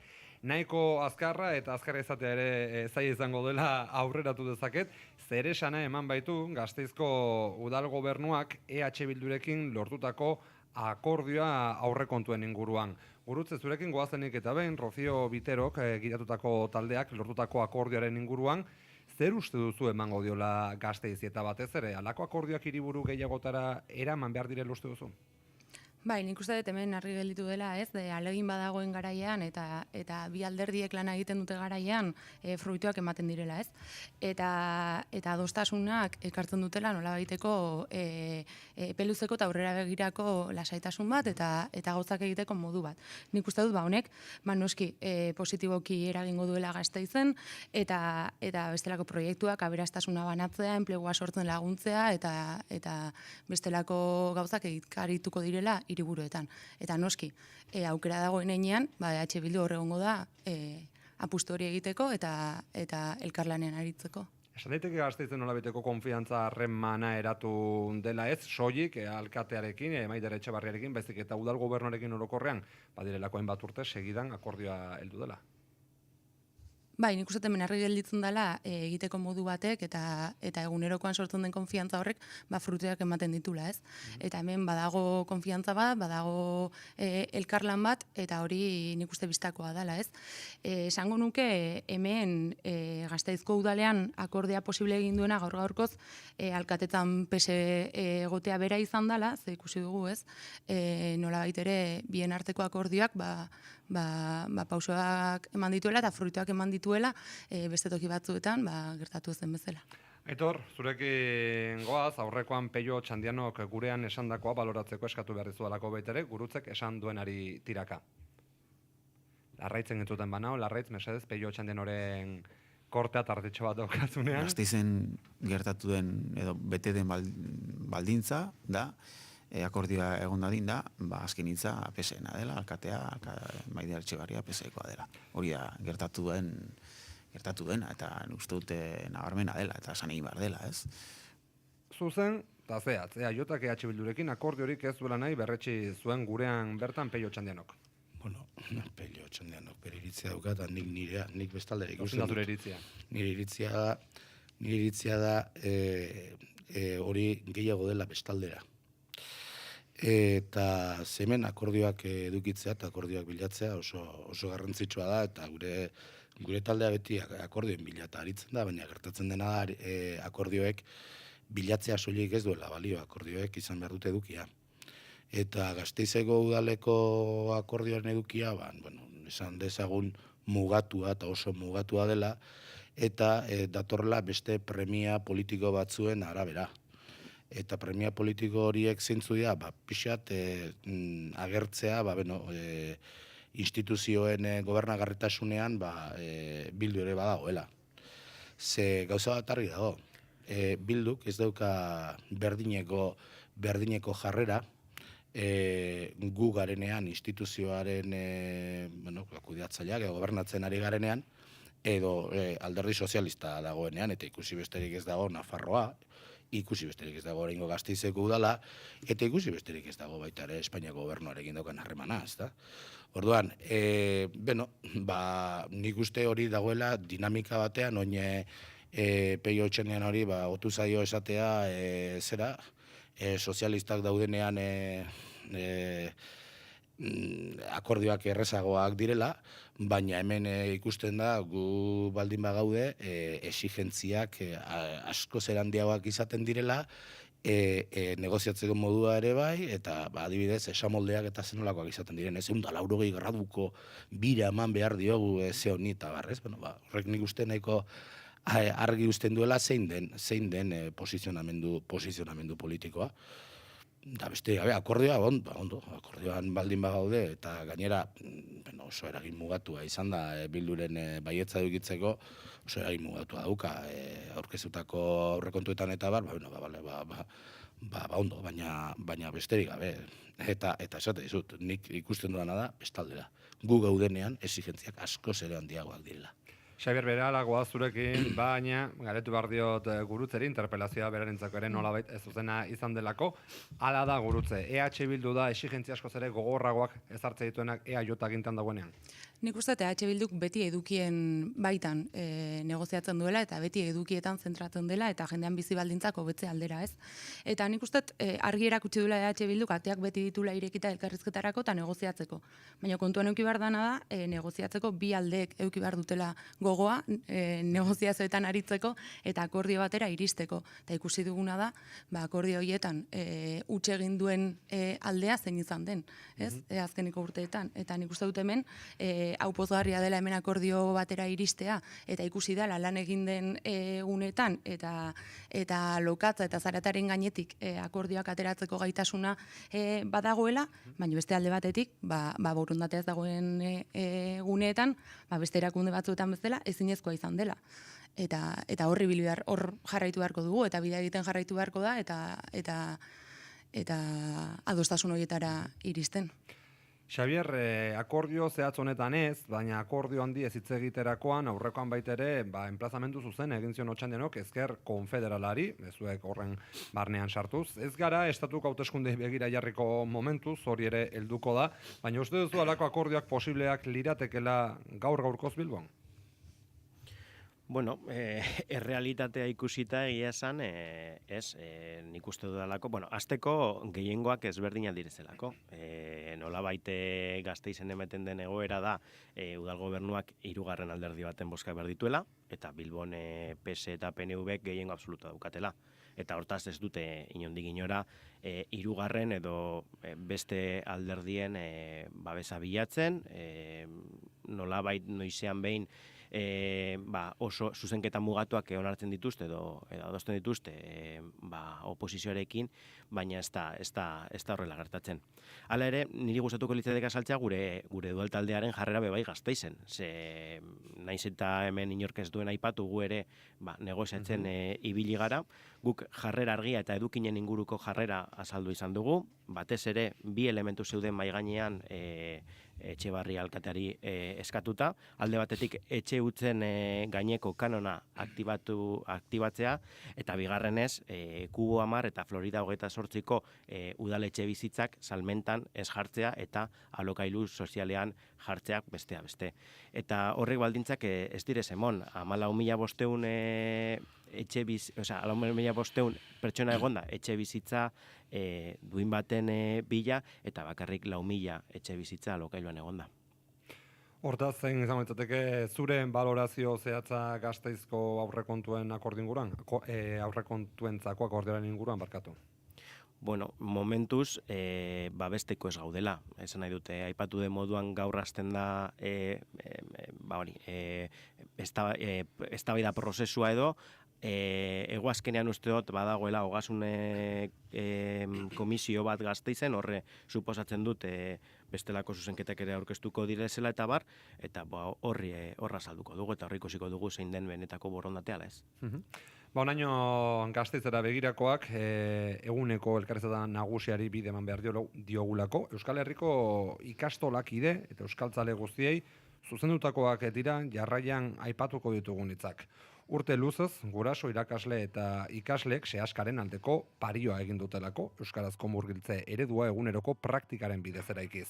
Orain, borroka horren mugarri erabakigarri baten aurrean gaude. Basoa euskaraz, ala ez. Sehaskako lehendakariek gaur naizen argitaratu duten iritzi artikuluaren zati bat baino ez da. Euskal Hautetxeekin Parisen egin azken bilkuran, hezkuntza ministroak onartu du Blackerren erreformak hizkuntza gutituak bazter utzi zituela eta presta agertu da 2027ko egokitze batzuk aztertzeko. Paperean ederra dirudi aitortze horrek, baina ikasleek ez dute promesen gainean azterketarik pasatzen, eguneroko errealitatearen gainean baizik. Ez da zileki gaurko belaunaldiari eskatzea beste 2 urte itxaroteko bitartean injustizia berbera jasaten segitzeko. Ikastolen komunitateak ongi daki zer dagoen jokoan. Basoa euskaraz ez bada, mezua argia da. Euskaraz ikasteko bide osoa ez dela benetan aitortzen goi mailara iristeko atarian, frantsesera igaro behar delako derrigorrean. Horrek kolokan ezartzen du murgiltze eredua bera, eta ikasleak zigortzen ditu beren hizkuntza hautuagatik, ez maila akademiko eskasagatik. Eta hezkuntza sistema sarago ezin ahaztu azken hiletan euskararen aurka izandako erasoak, ekintzaileak auzipetuz eta erakunde euskaltzaleen aurrekontu murrizteko mehatxatuz. Beraz, deia argia da. Larunbat honetan denak Baionara, Hiruetan, Sago, Kaian, belaunaldi berriei zortzaien eskubidea oihukatzeko, basoa euskaraz orain. Antxon Etxeberri, Sofi Laius eta Erik Etxart sehaskako lehendakarien sinadura darama aipatu testuak, eta Erik Etxart bera daukagu telefonoren bestaldean, egunon eta ongi etorri naiz irratira. Bai, egunon. Irakurri berri dugun artikuluaren zatitxo honen hitzorduaren garrantzia eslatzeko balio du. Biharko mobilizazioa ez baita edonolakoa, asko dago jokoan. Bai, biztan da, guk noizean behin edo usu olako mobilizazioak iten ditugu, guk ez baditugu gure eskaerak eta plazaratzen badakigu Parisen eta ez digutela kasurik egiten, eta olakoen beharra dugu gure burua defendatzeko eta gure eskubideak errespetarazteko. Momentuz, jaso duzuenagatik nola doa antolakuntza, herritarren erantzun zabal espero duzu biharko? Bai, badakigu Euskal Herriko herritar gehien handiak, eta baita iparraldean ere, ulertzen duela murgiltzearen beharra, eta murgiltzearekin lotua da azterketak euskaraz pasatzeko eskubidea. Eta beraz, badakigu jendea alde dela, eta badakigu jendea mobilizatuko dela. Nik uste hontan badugula aldekotasun handia, gero egia da presaka antolatu dugula manifestaldi hau, eta denentzat ez dela behar bada erresitzen hurbiltzea, baina badakigu jendeak ahalegin eginen duela, gainera hau lehen urratsa izanen da mobilizazioetan, eta uste dugu jendeak sustengatuko gaituela. Afera aski ezaguna da, Ipar Euskal Herriko ikasleek azterketak euskaraz egin ahal izaterena, baina konta iguzu apur bat mesedez, zer motatako azterketa den basoa, zergatik den hain garrantzitsua ikasleen etorkizunerako, eta zergatik ez du bermatzen estatu frantsesak azterketa hori euskaraz egin ahal izatea. Garrantzitsua zergatik den, basoa behar da unibertsitatera joateko, eta gainera basoko notak ere kasuan hitzetan, gero hautatzen den sailaren arabera, nota horiek badute garrantzia, beraz ikaslek, beren bidearen arabera, importantzia ematen diete azterketa horiei, normal den bezala. Eta zergatik arazo hori dugun azken urtetan, aski sinple da funtsean.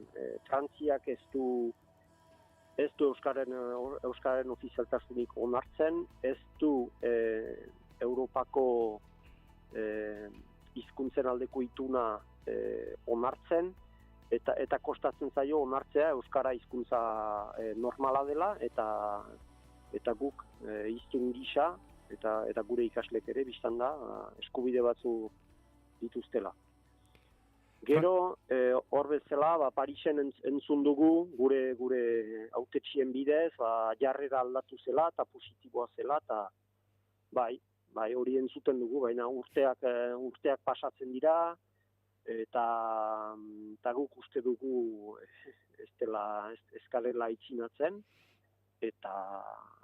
eta jarrera aldatu bada, guk borondate hori ekintzetan ikusi nahi dugu. Gu pres gara mintzatzeko, badakite, adierazi diegu, beti hitzordu eskaerak egiten ditugu, administrazioarekin, eta biltzen garenean erraten digute bai, entzun zaituztegu, gu ere horren alde gara, eta gauzak ez dira muitzen, eta guk aski badugu.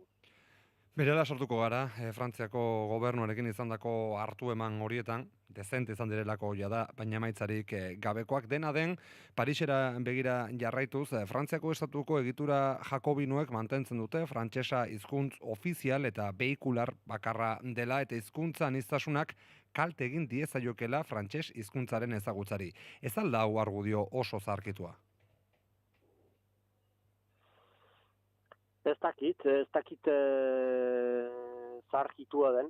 Nik uste Frantzian eta beste lekuan hitzetan ere oso errotua dela hizkuntza bakarraren teoria hori. Ez dakit, uste Espainiako estatuan ere pixka diferente izan daitekeela, baina funtsean beldurroiek badirela, eta azkenean mundu zabalean ere hizkuntza ofizial nagusiak ez diren hizkuntza guziek sofritzen dute. Hori badakigu. Eta guk uste dugu bakoitzak gure xokoan behar dugula hizkuntza horien alde egin eta gero erabili. Aipatu duzun bilera horretaz, duela gutxi bilera izan zen bai, Euskal Hautetxeen ordezkaritza baten eta Elixoko Hezkuntza Ministerioko ordezkarien artean. Zarrak berria esan dugu, hitz politak bai, baina euskararekiko, aurrera pausoak emateko konpromisorik ez momentuz aurreragorako uzten baitute. Aurretik ere bilera gehiago izan direla aintzat hartuta eta emaitza berbere izan dutela aintzat hartuta. Uste duzu sehaskan itxurakerietan ari dela Frantziako gobernua gai etengabe atzeratzeko? Bai, hori erran genezake. Izan liteke ere pertsona batzuek izatea borondatea gauza batzuk iteko, kasu batzutan egin izan dira aitzin urras batzu, baina gainera bakizue nola den egoera une hontan, denek dakigu egoera nola den frantses politikan, eta behar bada ministro unek leku zaldatu beharko du, hemendik hilabete batzuetara, beraz, alde batetik ez dugu nahi gehiago luzatzea, eta gainera badakigu egoera hontan luzatzeak zerra nahi duen. Azkenan da ez egitea. Eta gero berek jakinen dute haien hitzetan zintzoak diren edo... Baina gu pentsatzen dugu Frantzian badela pertsonen arazoa, ministroak pasatzen direnean ministro bakoitzak izan dezake bere sentiberatasuna eta bere posizioa, baina oro har badakigu Frantzia, zuk erran duzun bezala, jakobinoa dela, eta gauza hauetan oso atzerakoia dela. Testuinguru honetan aurretik dituzuen bi ziklo elektoralei begiratu behar diegu, lehenik eta behin, udaberrian udal hauteskundeak ditugulako, herriko bozak, zerrenda bertzaleen gorakadak erakutsiko luke euskarazko hezkuntzaren aldeko jarrera orokorra dela Ipar Euskal Herrian, horrez gain baita ere nabarmendu nahiko nuke Frantziar alderdien artean ere, zuk esan duzu, pertsonaren araberako jarrera oso ezberdinak daudela, baita ere aldekoak. Bai, hor nik uste ez dakite, badia alderdi abertzaleak, baina hartzen baditugu ere beste alderdiak, oso diferentea da iparraldean duten jarrera eta Parisen izan dezaketena. Iparraldean, teorian behintzat, alderdi gehienek euskararen aldeko jarrera dute. Eta funtsean ustot inkesta bat intzela duela hilabete batzu ere, eta hor agertu zen, iparraldean gehiago handi batek nahi duela gazte guziek euskara ikasezaten eskolan, erabatez edo bestez, eta beraz guk hori ikusten dugu. Ikusten dugu badela gogo bat, euskaraz bizitzeko, horrek suposatzen duen guziarekin, eta gu horren kate begi bat gara, eta guk saiatzen gara gure lana egiten gure aldetik. Gurearen eta Parisena arteko dikotomi hori aipatu duzu, 2027ko hauteskunde presidentzialak hortxe ditugu, gero eta gertuago, ez badira lehenago deitzen egungo giro politikoa ikusita. Nola eragiten dio frantziar politikaren ez egonkortasunak euskarari? Galdera zaila da hori, Nola eragiten dion? Azkenean, seguraski euskarak behar luke euskarak eta Frantziako beste hizkuntzek behar dituzkete aldeko legeak eta babesak, baina hori badakigu zaila dela, badakigu oso zaila dela. Gu ikastolak saiatzen gara gure lan txikia egiten gauza batzuk onarrarazteko, gero beste gauza anitz politikarien esku dira, eta ez gure esku. Baina guri iruditzen zaigu alde batetik biziki importantea iparraldeko herritarrek diotena, eta hortan lan bat egitea, guk eta euskalgintzak, biztan da. Eta gure berezitasuna ere, Frantziako beste hizkuntzekin konparatuz, erran nahi dut, guk badugula hegoalde bat, nolabait errateko, eta guk hori ikastoletatik, gu funtsean Euskal Herri mailan antolatua gara, eta guk badakigu hori indarra handi bat dela. Eta guk badakigu ere hizkuntzarentzat eta kulturarentzat herri bakar gisa pentsatzea zein importantea den, eta mobilizazio egun hauetan ikuste hori are gehiago ageri dela. Aipatu duzun horrekin amaitu nahiko nuke, zorionez hegoaldean bermatuta dugulako, hezkuntza eta azterketak euskaraz normaltasunez egin ahal izatea, baina auzitegitatik normalizaziorantz emandako urrats asko zalantzan jartzen ari dira azken 2-3 urteetan. Nola erantzun behar da herri gisa erik euskara erasotua izaten ari denean Pirinioen bi aldetara? Lehentxeago aipatu dute, behar bada horko legeak eta pixkate euskaren aldekoago dira, hori dudai gabe, baina ere badakigu munduko hizkuntza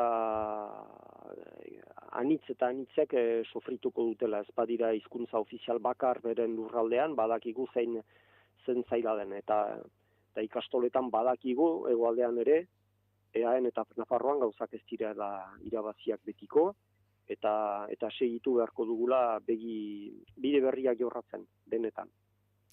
Erik Etxart, Seaskako lehendakarietako bat, mila esker, benetan, biharko manifestazioaren atariko, naiz irratiren deiari erantzutegatik, segi aurrera, daukazuen lana ez baita erraza izango. Ongi da, mila esker. Oso ongi izan. Bai. Gure analistei, gaia zabalduko diegu baita ere, balorazio azkar bat eskatu nahi dizuet, Erik Etxartek gurean utzetako osnarketen inguruan. Gurutze edo Aitor, gurutze hasizu bai? Bai ez, argi esan du, nik usteet ez zintzuela argiago azaldu, nola hizkuntza gutxitue, gure kasuan euskerak ez, naiz eta hegoaldean babes gehiago izan, nola oraindik ere estatuen zimentuak ikuitzen dituen eta horrek dantzan jartzen dituen eta darrarka jartzen dituen estatu estruktura horiek ez. Eta hori da funtsean arazoa. Naiz eta adostasun zabala izan, ondo esan duen bezala, bai iparraldean, euskararen aldekotasuna izan, gero benetan pausoak eman behar dien guneetan eta legeak eta estrategia finkatu behar dien guneetan, estatu estruktura horrek eta historiaren pisuak ez. Zer nolako muga eta pareta izaten jarraitzen duen gaur-gaurkoz. Modu desberdinean, esango genuke, Frantziar estatuan edo Espainiar estatuan, baina nik uste hori bietan dela harrigarria eta bietan ikutzen dituela eta mugitzen dituela estatuaren zimentu eta struktura horiek ez. Aitor, zura txanda? Ni esandakoarekin Etxart jaunak esandakoarekin eta oraintxe bertan gurutzek esan duenarekin bat nator. Nik uste berak kaldera bat egin diozu eta berak esan dizu hori kaldera oso zaila da. Nik ez dut uste egin zaila zenik. Ezke berririk ez digu ezer kontatu, zoritxarrez. Horregatik esan dut bai berririk ez digu ezer kontatu. Tamalez, afera zarra dela. Zarra, erabat. Eta gainera, eske Frantziako batasunaren ideia 17. mendeko zerbait klasik. Iraultzatik datorrena. Sortuta dago hizkuntzaren gainean eta estatuaren osaeraren gainean. Eta orduan, hortik dator gero gurutzek esan duena, ez? Azkenean, zure estatuak nire herria hartzen badu, azkenean zer gertatzen da? Nire hizkuntza propioak trabaiten dizula. Eta azken finean, horrela laburbildu daiteke hor gertatzen ari dena. Gero esan da baita ere, ez dakit berak esan duen zuk esan duzun, ez? Zorionez hegoaldean bermatuta daukagu. Bai, nik ez dakit bermatuta, gauzak dauden bezala egon da, ez dakit. Nik uste gauza batzuk eta azken 50 urtetan lortu diren gauza batzuk ez genituzkela denak bermatuta bezala ikusi behar, ez? Horiek eta ez autogobernu eta ez beste gauza asko, ez? Baita hainbat politika sozial da bar. Nik uste adi egon behar garela egunean herri honek bere izaera galdu ez dezan eta evoluzioan parte hartu dezan bere izaera propioarekin eta bere hizkuntza propioarekin. Etornik neure buruari zenketa ere egingo dio, talde batetik ongi esan duzulako, gauza batzuk bermatutzat jotzen ditugu, baina hartu gura lasai. Gauza asko bermatutzat jotzen ditugu, baina ez genuke hala egin beharko beti, eta gainera, hegoalde aipatu dudanean, gogora dezagun ez dela bat ere egoera berbera Nafarroan daukaguna, zonifikazio batekin oraindik ere, baina Xabier, orain zuretzako hitza eta esan duenaren hildotik, hori badirudi hemen ja bermatuta daukagula pentsatzen dugula, normaltzat jotzen dugula, gauza oso simple bat, ikasi duzun hizkuntzan azterketak egin ahal izatea, baina gure herrian bertan, gure herrialde honen beste zati batzuetan ikusten dugu, ez dela horrela, gauzak ez dela simpleak beti. Ez dira horren simpleak. Eta argi dago orain arte lortutakoa defendatu behar dela, baina, nik uste dut bebai egiari zor, gaur egun Frantziar estatuan eta iparraldean dagoen egoera, EAEko egoerarekin edo Nafarroako egoerarekin konparatzerik ez dagoela inondik inora.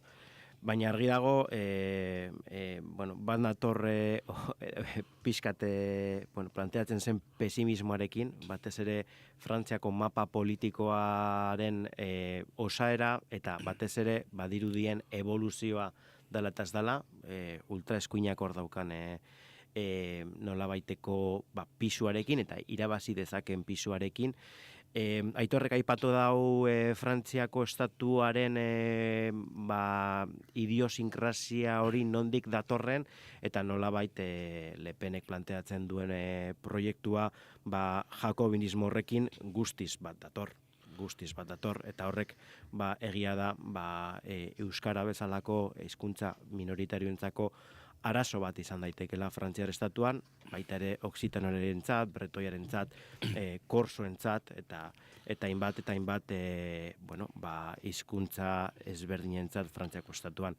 Hortaz, nik uste dut biharko mobilizazioak berrezkoak direla, Parisen ere jakin dezaten eta batez ere gizarteak berak jakin dezan euskararen aldeko gero eta jende gehiago dagola Ipar Euskal Herrian, batez ere Ipar Euskal Herria ere ez delako monolitikoa, eta Fronte Nazionalare Ipar Euskal Herrian existitzen dela. Baina, gauzatxo bat, Xabier, oro arradoz nago esan duzunarekin, baina geizki egingo genuke, batez ere Iparralde eta oro har Frantziako estatuaren egoera eta haren jarrera euskara bezalako hizkuntzekiko, ezker eskuin ardatzean kokatuko bagenu, Ze kontuz, ze Mitterrand ezen ultraeskuinekoa, baina bere jarrera hizkuntzarekiko tabar ezen hain ezberdina hemen deskribatu denarekin, ezta? Nik adibidez ikusi dut gaur egun Baionako alkatea den, orain ez izten etorriko. Jean Etxegarai jauna ikusi dut euskararen defentsa sutsua eginez eta da, eskuin edo zentro eskuineko alderdi batekoa, ezta? Orduan, nik uste dut pixat estandar horrek ez digula balio Frantziari dagokionez eta iparraldeari dagokionez.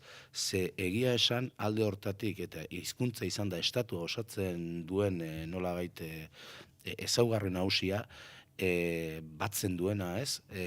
Nik uste ikuspuntuak Parisetik behintzat zoritxarrez ez direla hain ezberdinak. Beste gauza bat jarrerak dira, ultraeskuinaren jarrerak eta barre. Esango nizueke, darkatu Xabier horien matizu ditza, esango nizueke, biek daukazuela nolabait arrazoia, zanantzari gabe Frantziar estatuan ulertu behar da Parise eta periferia bezala edo Parise eta bestelako nazioak, hoi ikusi ezakegu, Erik Etxartek ere esan digu, Frantziar batasuntzale alderdien artean ere badaudela euskararekiko jarrera argia duten ordezkariak, niri oraintxe bertan buruatzen dizkit, adibidez Max Brisson senataria, bera eskuindarra, baita ere Colette Capdevielle alderdi sozialistakoa dena, baina Xabierrek esan duen mehatxu hori ultraeskuinaren ere erreala da, eta nahiko dago goratzea azken hauteskunde legegiletan Ipar Euskal Herrian bertan abertzaleak utzi zituztela sartzen, edo, azkenan akordio batera heldu zirela sartzeko Fronte Popularrean, oso argi ikusi zuten garaipena erreala zela. Mehatxua euskaraz haratago doa,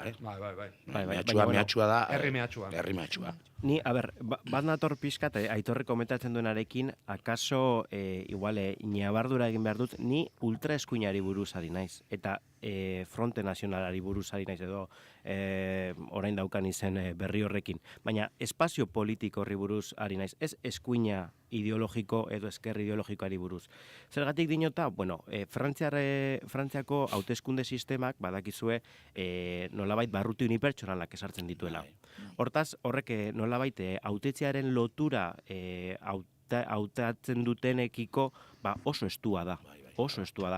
Eta horrek sortzen dau, nolabait, euren errealitateari sentsibleagoak izatea, eta eskuineko edo zentroko edo eskerreko hautetziek jarrera ezberdinak izatea, kasu honetan hizkuntzarekiko, hori argi dago. Baina ultraeskuinaren kasuan hori ez da gertatzen. Ze bestelako hizkuntzen ukapen hori partidu politika bat da. Hori desberdintasuna. Eta horregaitik ari nintzaion hain zuzen ere Renovazio Nazionali buruz hitz egiten.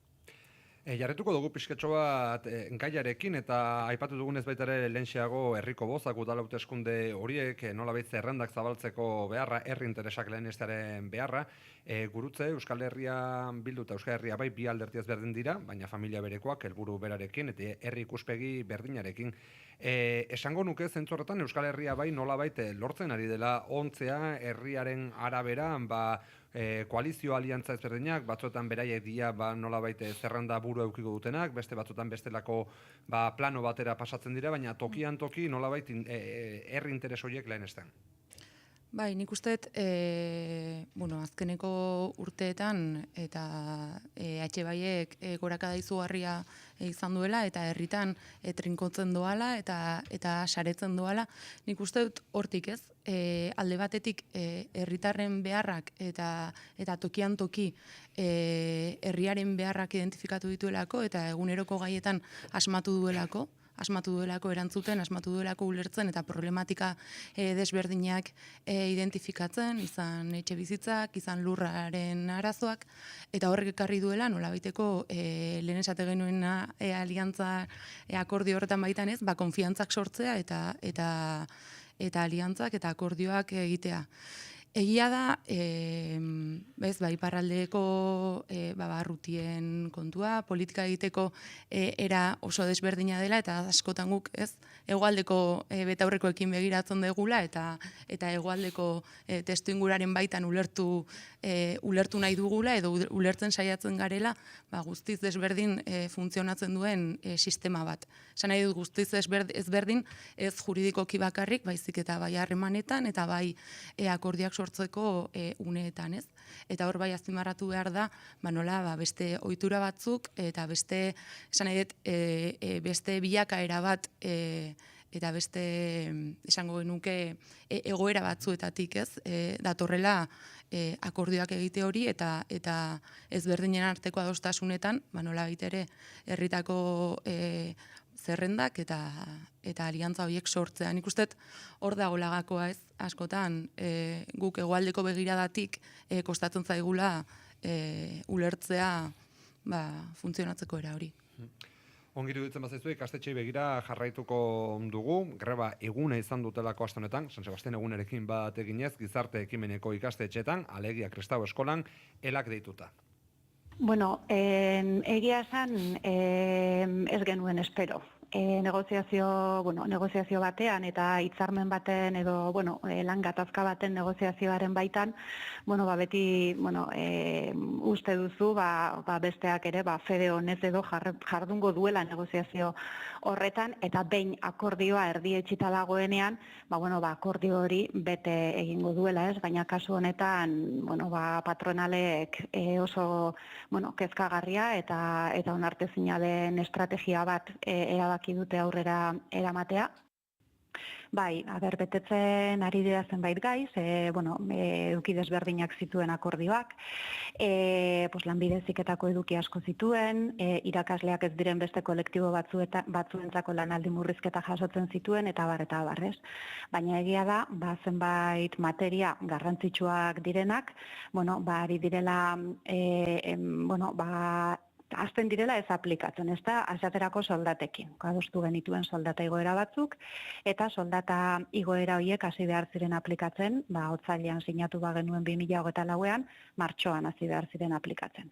Bueno, ez ziren hasi aplikatzen, epaitegietara jo behar izan genuen, eta azkenean 2024ko urte amaieran ateratzen epaia, auzitegi nagusiak, EAeko auzitegi nagusiak emandako epaia, eta orduan hasi ziren, baina partzialki betetzen, hau da, badaude. Ela sindikatuko Miren Zubizarretak salatu zuen gurean aste honetan, Kristau Eskolak ez duela hitzemandakoa bete. Azken 2 urtetako meiniaren ostean, Aitor, urte gatazkatxoa ikuste duzu? Bai, eta gainera nik uste urte eta berbala garai gatazkatxoak izango direla, ez. Ze hemen daukagu egiturazko arazo bat, eta da ume falta. Eta eskolekumeak behar dituzte. Eta hortik hasita, sortuko dira ziurazki arazoak, eta egongo dira gatazkak, eta nik bai aurre ikusten dut gatazkatsua izan daitekela, eta gero bakoitzak bere lan hitzarmenak, eta hor sortzen diren, tirabira eta gatazka horiek ere egongo dira, ezta? Eta gainera, batzuetan nik daukat inpresioa gatazka egon dain asmoa dagoela, ezta? Badago datu bat, azken aldi honetan, desente entzun izan dena, eta ni pixkat, eskandalizatu ez dakit egiten nagoen, baina arduratu bai. Eta da, Estatu Espainiarrean egiten diren greben, 50% Euskal Autonomia Erkidegoan egiten omen dira. Ez dakit. Hor badago desproportzio bat, ez daukana nire ustetan zerrikusi handirik egoera sozioekonomikoarekin zuzenean, ez da? Eta ez da dila inor etorri esatera, greba eskubidearen aurka nagoenik ez nagota. Nik erabat errespetatzen dut hori eta oinarrizko eskubide bada. Baina ez dakit nik gauzak grebekin konpontzen diren. Inola ere nik ulertzen ditut tirabira lan hitzarmen eta lan arloko tirabira horien inguruan. Hora Aitor, aipatzen duzu, akaso greben kopuru altuak dela, esatorekin alderatu dut eta ausartuko nintzateke esatera, sindikatuak eta berezikiela sindikatuak erantzungo lizukela Euskal Autonomia Erkidegoa dela baita ere, azkenean lan gatazka gehien irabazten dira, sindikatuen aldeko lan gatazka gehien soluzionatzen direla. Ez dakizu nola ikuste duzun, Xabi Arrau? Bueno, urte gatazkatsua izango da, ziurrenik atzera pausoak ematen ari direlako hainbat esparrutan. Gogoratu behar daukagu, dinote, konflikto zehatz honetan, bai Kristau Eskola, bai eta aize izeako beharginekin adostutako zerbait betetzen ari ez direlako, ematen dene gatazka dela, ezta. Eta gainera, kasu honetan, patronalen arazo bat da. Gogoratu beharra dago 2024ko otsailean erdietzi zen akordio hori burutu ahal izateko, eta igual Aitorrek zuzenduko nau, baina uste dute urrian bertan Eusko Jaurlaritzak eta Legebiltzarrak 77 milioi euro gehiago bideratu zizkiola kasu honetan fondo publikoekin sostengatutako eskola pribatuei euren akordio horretan zeuden kopuruak bete ahal izateko. Hortaz, Jaurlaritzak bere aldea egin zuen akordioa betetzeko, baina patronalak dira atzerapen horiek pagatzen edo pagatu izan ez dituztenak, edota ordu lektibo horren murrizketa planteatu ez dutenak, naiz eta akordioan egon, ezta.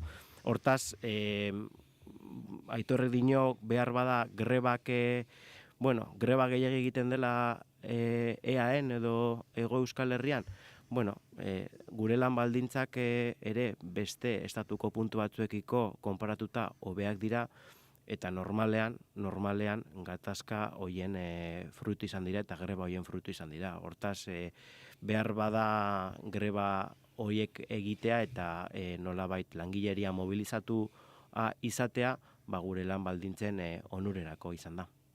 Gurutze, zure azken erreplika. Bai, nik uste hemen 2 puntu daudela, ez? Batetik, gatazka zehatz hau, ez? Ondo esan du bezala, datorrena akordio bat ez betetzetik, eta hori bai da onartezina, azkenean negoziazio batean bi parte jartzen dute bere alegina, adostasun batera iristen da, onartzen dira eta onartzea zuzten dira gauza asko, baina bai espero dena da hori betetzea, noski.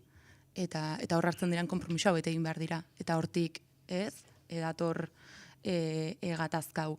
Baina bestea bai ez, arazo estrukturala eta hortan arrazoia, bai badaukagu hemen arazo bat, eta hezkuntza sistema definitzeko behar bat herri gisa. Ze arazoa bistakoa da. Entzuten ikastetxe bat itxi dela Leioan okertudanago. 4 itxiko dira. Eta beste hori da. Eta bi fusionatu. Eta bi fusionatu, ez? Eta hori gertatuko da, eta ezin bestean gertatuko da, ez? Baina hori nola gertatu behar duen, eta zen horabideetan, nik uste dut hori bat dela estrategikoa herri honentzat. Zuekin egokitzen zaidan urrengo analisi mailan helduko diogu gai honi mamitsua delako eta batez ere nori irudikatu.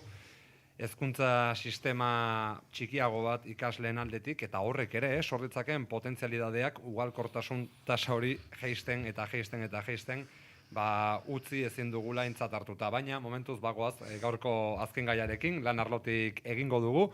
Kezka zabaldu baita beste enpresa batean, kasu honetan Metal Group enpresako langileen artean.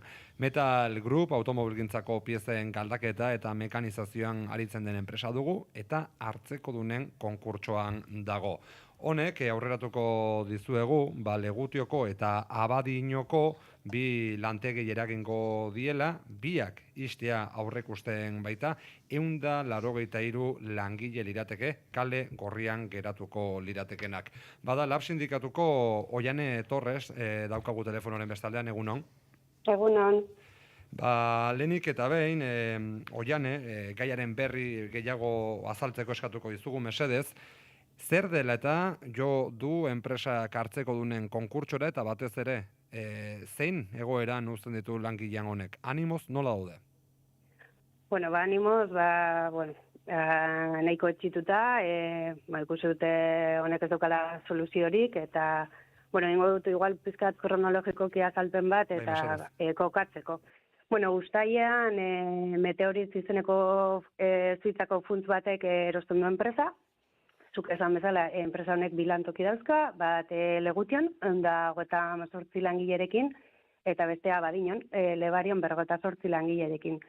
Erosketa oso modu arin batean egiten da, langileen parte hartze gabe, eta, aurkezten dira hauek, eta irailean aurkezpen ofizialarekin batera, hasten gara ikusten, lankarga etengabe jaisten hasten dela. Eta hasten dira baimen ordainduekin langileak etzera bidaltzen ez daukatelako lan efektiborik. Ja horra hasten dira alarmak pizten eta komiteak hasten dira informazioa eskatzen eta egia zen ez dela gardentasun handirik egon. Eurek leporatzen diote Volkswagenek unilateralki lan kontratua apurtzen duela, egun batetik bestera, eta bertan zegoen lankarga guztia Txinara bideratzen dutela. Hori ematen da jendea hori etxean dago, baimen ordainduekin, eta eskatzen zaiguna da pazientzia, Volkswagenekin hitz egiten ari direla, akordio batera iritsiko direla, eta ja abenduan ematen digute berririk txarrena. Planteatzen digute ere bat, Lebarion bere osotasunean 58 pertsona kaleratzeko prozesuan erean sartzen dituzte, eta Legution 81. Mantendu nahi dutela Legutiokoa modu puntual batean, hor Volkswagenetaz, Lebarioko planta ulertzeko Volkswageneko lankarga da unekunean. Legutiokoa ez, Legution Volkswagenetaz aparte beste lankarga bat badaukate. Orduan, 81 pertsona kaleratu nahi dituzte Legution, 58 Lebarion, eta, plantilla hasten da mobilizazioekin, paroekin, eta Gabonetatik bueltatzen garenean, aurreko astean, urtarrilaren 14an daukagu berriro bilera, eta esaten digute, hartzeko duen konkurtso bat aurkeztu dutela Araban, eta eman duten negoziazioa ere horrena bertan bera gelditzen dela, eta erea totala izango dela. Hau da, bilantokiak itziko dituztela. Aste honetan ez daukagu inongo berririk, enpresak ez gaitu deitu, eta, plantilla zelan dagoen, guztiz desmoralizatuta, uste dute jolastu dutela horrekin, hau bazekitela, eta azkenengo momentura arte egon direla mareatzen, eta ez daukatela negoziatzeko irtenbiderik, ez adosteko borondaterik, orduan entorkizuna oso beltza, ikusten dugu Metal Groupeko egoera ez dela kasu isolatu bat, tamalez Euskal Herriko industria ondoratzen ari dela, eta milaka lanpostu arriskuan daudela, ez dagoelako benetako politika industrialik. Egoera globalak eta bereziki Volkswagenen egoera txarrak eraman badu egoera honetara, baldago lankarga handiagoa ekarriko luken bestelako bezero alternatiborik aipatu diguzu, Legutioko lantegian adibidez, badutela beste eroslerik. Bai, eroslerik ez, euskate bezero bat. Bai, baina kasu honetan ere bai, bezero horiek ikusita zelan dagoen egoera, uste dute daudela ere bai beste alternatiba batzu bilatzen, eta horregatik, hori da enpresak esan diguna, horren ondorioz plantatzen duten erea da totala, ere bai Legutiorako. Interpelazioak egite aldera, labetik zer eskatzen diozu enpresako zuzendaritzari? Lehenengo gardentasuna, guretzat ustaian bazekitela. Suitzako funtzo honek erosi zuenan enpresa bazekitela Volkswagenek kantzelatuko ziela lana, eta uste dugu denbora asko galdu dutela, eta aukera, orain ez dagoela inolako aukerari, daukagula lantokiak, makinak daude geldirik iraietik. Ez daukagu aukerarik ere beste erosle batzuk topatzeko, edo lankarga geldi dana iraietik. Eta uste dugu denbora asko galdu dutela, eta langilerien jolastu dutela. Erakunde publikoi dagokienez berriz, nolako ezaten ari da hauen jarrera, lakorena bereziki, ikusi dugulako estrategikoak diren industriak, nolabait, salbatzen ibili direla azken aldian.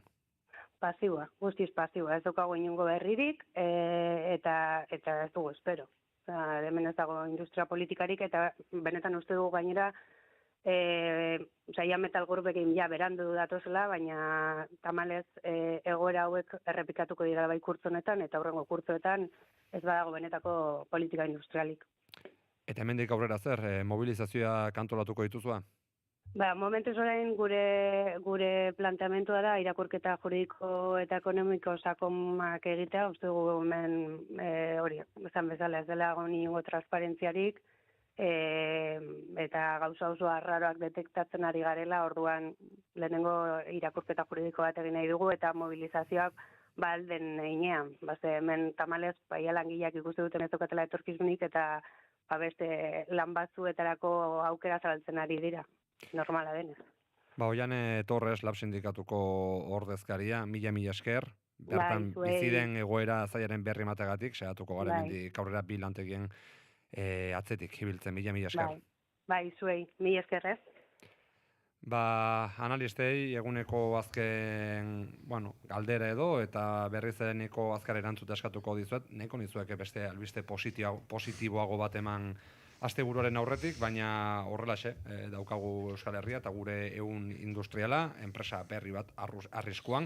Munduko egoera ez egonkorrak nola eragiten digun aztertu hasi dugu gaurko analisi maila eta berdintxu amaituko dugu. Gakoa, nola babestu gure ehun industriala gure inguruan ematen ari diren gertakari ekonomiko eta geopolitikoetatik albaldin bada gurutze? Komplikatua da eta oso zaila da, ez? Honi erantzun bat ematea.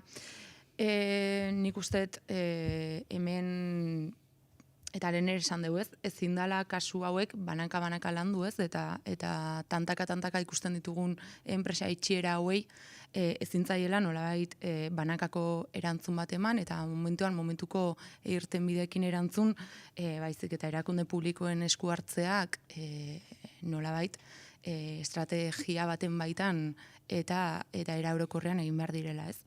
Eta nik uste hemen bai salto bat eman behar genukela eta orain arte ez, gehiago jaurlaritzatik defentsiban oinarritutako politika industriala egiteari utzi beharko geniokela, ez? Eta nolabaite proaktiboki benetan guretzat estrategikoak diren industriak, hau bezala, ez?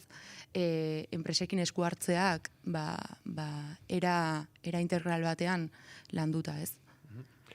Aitor, ikusi dugu azken aldean Valentziaga, Ubesko, Talgo, Ibermatikarekin ikusi gogun direla saiakerak lakoaren aldetik, baina pentsatze dut ez dela posible enpresa guztietara heltzea. Ez, baina nik uste estrategia badagoela.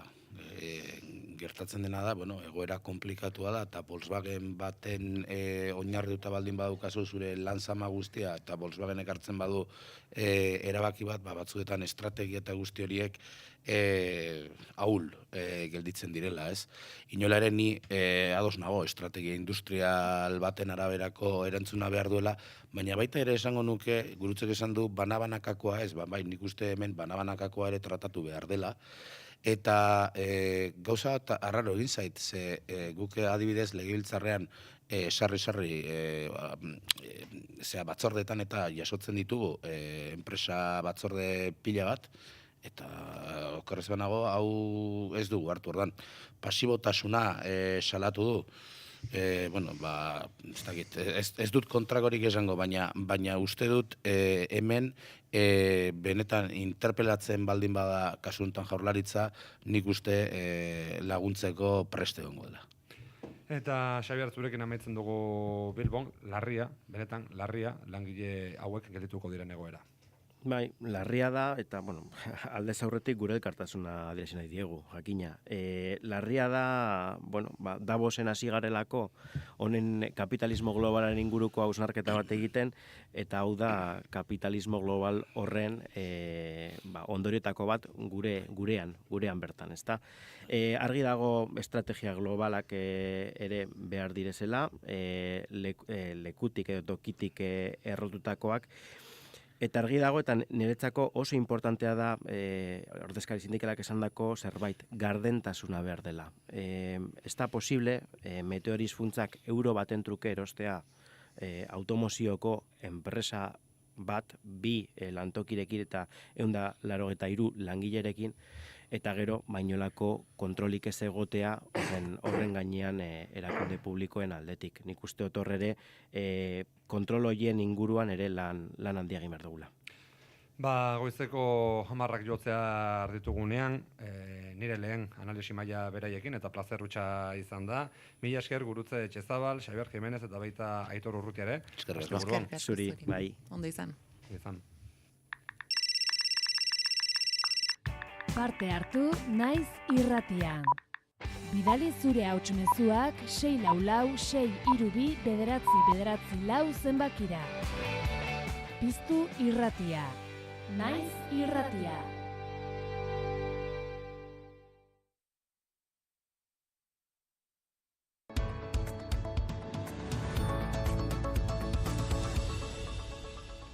Goizeko 10 puntuan ditugu entzuleok, naiz irratian zaudete, eta goizeko tenore honetan goazen azken ordukoekin Itxaso Leon. Kaixo, egunon, azken ordu honetan kontatu dezakegu, basoa euskaraz egiteko eskubidea galde egingo duela larun bat honetan Seaskak Baionan Bernat Etxepare Lizeoko hezkuntza komunitateak ere bat egin du mobilizazioarekin eta guraso eta ikasleek bideo bana edatu dute sareetan.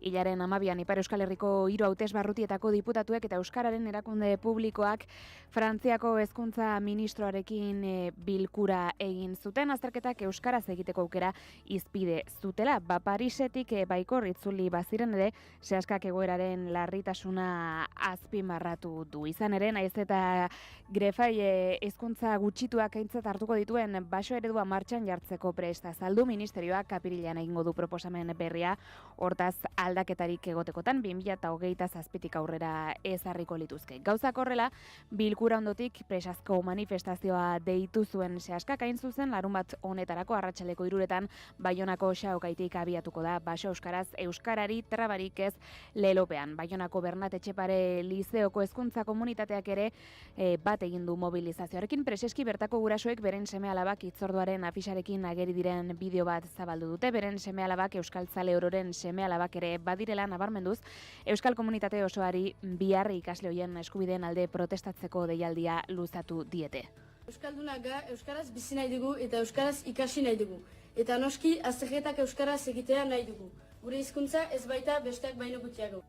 Eta halaber entzun berri dugu, gurasoek aipatu dituzten seme-alaba hauek, hau da, Etxepare Lizeoko ikasleek beste bideo bat argitaratu dute haien atxikimendua erakutsiz. Azterketak euskaraz?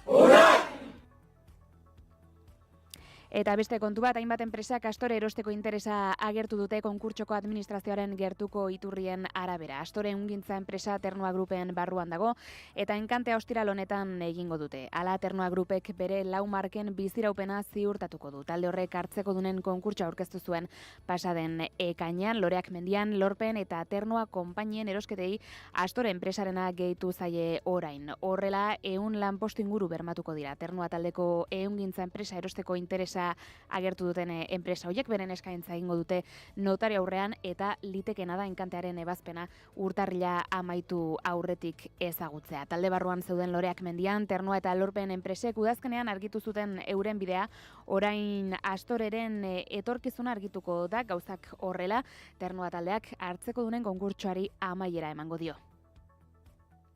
Eguraldia eta trafikoa naiz irratian. Eta informazio praktikoari dagokionez, berririk ez dugu errepideetan, eguraldiari dagokionez berriz esan dezakegu asteazkenetik Euskal Herri osoa astintzen ari dena izebolada gogorren ondorioz, hainbat hegaldi bertan bera utzi eta desbideratu behar izan dituzela azken orduetan. Loiun esaterako gaur goizean bertan bera utzi dute Parisko Charles de Gaulle aireportuan lur hartzekoa zen hegaldia, eta bestalde atzo iluntzean 6 hegaldi desbideratu zituzten haenak jakitera eman duenez. Eta hauek aipatuta gaurko eguraldiaren iragarpena ekarriko digu Iker Ibarluzeak. Nahiko eguraldi lasaia nagusituko zaigu ostiral honetan. Goizean hodeiak eta ostarteak tartekatuko dira, baina hodeiak ugari hauak izango dira bereziki Nafarroa ekialdean eta bertan Pirinio inguruan ez da baztertzen zaparradaren bat botatzea. Hala ere orokorrean gehienean mintzate ateri utziko dio. Arratsaldeko lehen orduak atseginak izango dira, hodeiekin eta ostarteekin eta giro ateriarekin. Arratsalde erditik aurrera erditako mailako hodeiak ugarituko dira, zerua estalirik geratuko da. Eta ilunabar gau partean, barnealdean, bereziki Araba eta Nafarroa hegoaldean ez da baztertzen euri zaparradatxoren bat botatzea. Hego mendebaldeko haizea harro ibiliko da, bereziki lurraldearen mendebaldean eta kostaldean, temperatura minimoek eta maksimoek aldiz antzeko baloreetan jarrituko dute, minimoak 1 eta 11 gradu bitartean arrendituko dira, maksimoak Kantabriar isurialdean 10 eta 13 gradu bitartean, eta hego isurialdean 7 eta 11 gradu bitartean, temperatura freskoenak, urte sasoienetan ohikoa den bezala Araba eta Nafarroa erdialdean neurtuko dira. Goizeko 10 eta 4 minutu, albiste hauek eta gehiago 12etatik aurrera informazioaren ariaren bigarren edizioan Itsasolonekin, eskerrik asko. Eskerrik asko Egoia asteburuan. Eta guraletik besterik gabe bigarren kafeko adiskidei egunon, esatea falta zego, zer modu zaudete? Egunon. Egunon, Egoi. Ondo xamar, ostirala iritsi zaigu eta poz giroan gabiltza. Sumatzen da. Bai, giroa ere hola bixi piztu zaigu, ez dakit Iker Ibarluzean zuen da asteburu guztiak. Ez du akaso horrela izango, baina bueno, dagoena behintzat gozatu egin behar, así que geratu gaitezen unean unekoarekin. Zer daukazue gaur? Hori da. Gaur kontu asko, batetik kafe huts hartuko du Egoitza Aizpuruarekin, nolabait improvisaketan aditua den sortzailea, esango dugu. Develop dantza lehiaketari buruz ere ariko gara, nolabait dantza klasikoko gazte talentudunak, 10 eta 19 urte bitartekoak aurkitzea eta haien ibilbidean bultzatzen laguntzea helburu den lehiaketa. Gurekin izango da Iker Iriarte, gainera jakin dugu, gure entrevistatu Egoitza Aizpuruaren lagun mina dela, eta badituztela gauzako raman komunean, baina Iker Iriarte lokatzetan sartuko zaigu, eta autonomoen alde, horrelaxe deitu dio, uste dut, hortik abiatuta hainbat kolektiboen eta hainbat errealitate laboralekin, pixka bat ikamika sortzeko intentzioarekin datorrela, eta noski egunero bezala maite dutak, eta gure txorakeriak ere kontatzeko eta plazaratzeko aukera izango dugu. Badakizu ez itzali naiz irratia, bigarren kafea datorreta, Inigo, Goiuri, oraintxe arte. Agur, bai. Goiuri jonda gure esatea eta geratu da isilik. Ez nekien ja esan Jesus? Zuk esan dezakezuna ez unago, Juri, tonu hoi ere ez dut osongi ulertzen, baina, bueno, esandakoa, bigarren kafea jarraian, Jurirekin eta Inigorekin, eta Goiurik jarri nahi duen tonuarekin ere. Venga, Goi, gero arte. Ongi izan. Eta guratetik entzuleo 10:06 minutu direnean, hementxe utziko dugu, onaino gaurko informazioaren ariaren lehen edizioa, asteburuan. Naiz irratia.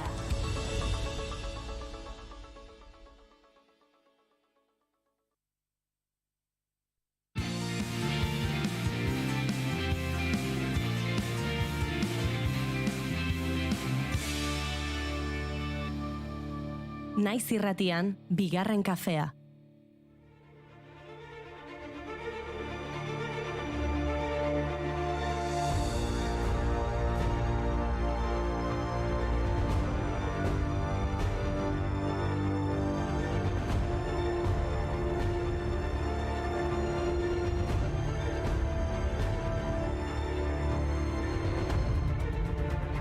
Egunon guztioi eta ongi etorri bigarren kafera. Gaur gauza ederrei eskini nahi diegu irratsaia. Izan ere, gaurko egunez jaio zen Stendhal, jaiotzako izan deiturez Henry Bale, 19. mendeko frantziar idazlea.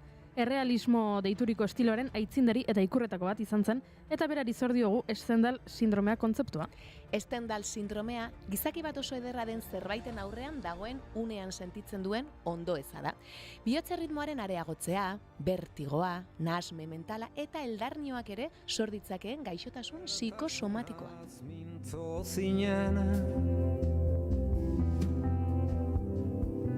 Arrapa ezinaz Ordean ustatu hoietan Iluna barretan Antza denez, Stendhal idazleak deskribatu zuen fenomeno hau lehen aldiz. Idazle honek 1817an Italiako Florentzia hiriko Santa Croce basilikan bisitan zegoela, fenomeno honen deskribapen zehatza egin zuen. Hau idatzi zuen. Arte ederrak eta sentipen gartxuek eskaini hau dituzten zirrara zerutiarrak topatzen diren unkipen puntu horretara iritsi nintzen. Santa Crocetik ateratzen ari nintzela, bihotzak taupadak ematen zizkidan. Bizia nigan agortua zegoen. Erortzeko beldurrez den bilen. Eta hortutik zerbait ederra ikusi eta zur eta lur geratzen garenean, Stendhal sindromea jasan dugula esan ohi dugu. Looks like it was painted by a 2-year-old kid. Hot air. Hot air. Ignorance is bliss here, well I'm not pleased. Disrespect your opinion like a wretched disease. Hot air. Hot air. Eta bal dago musika baino ederra horik?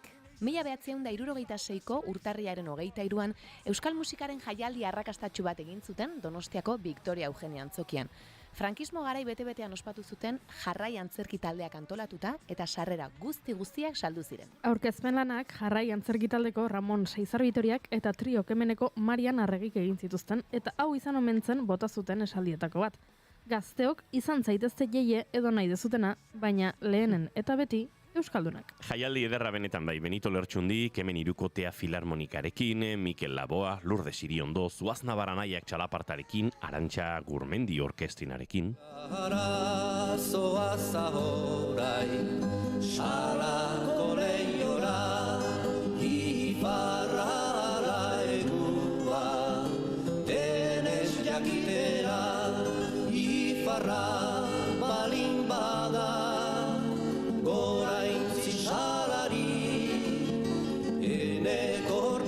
xerka, txindadila sarri, ifarra balin bada. Zer esan handia eman zuen jaialdiak eta euskal kantagintza berriaren abiapuntutzat hartzen da. Hurrengo asteko zeruko argian garaipen handia izan du gure hizkuntzak irakur zitekeen jaialdiaren inguruan.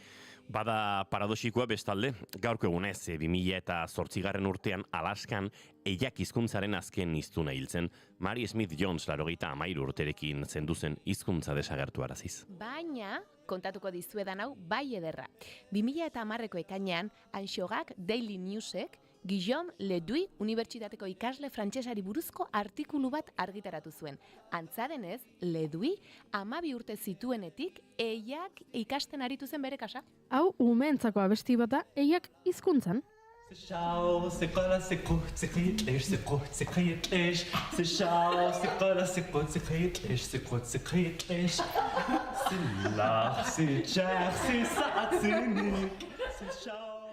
Urrengo efemeridea ez dakit estendal sindromea de, baina fenomeno bitxi bat behintzat bada. 1954ko urtarrilaren 23an, hau da, gaurko egunez, Ernest Hemingway idazleak hegazkin istripu bat izan zuen eta kalterik gabe atera zen. Hori ez da hain harritzekoa. Bitxiagoa da jakitea aurreko egunean urtarriaren 22an beste hegazkin istripu bat izan zuela eta orduan ere zauririk gabe irten zela. Hori da zortea hori. Hemingway Ugandako Murchison ur jauzien gainetik egan egiten ari zen. Bere emazte Mary Welch kazetari eta idazlearekin batera hegazkinak zutabe elektriko baten kontra talka egin eta larrialdiko lurreratzea egin behar izan zuenean. Idazleak kolpe handi hartu zuen buruan eta emazteak saietxak hautsi zituen.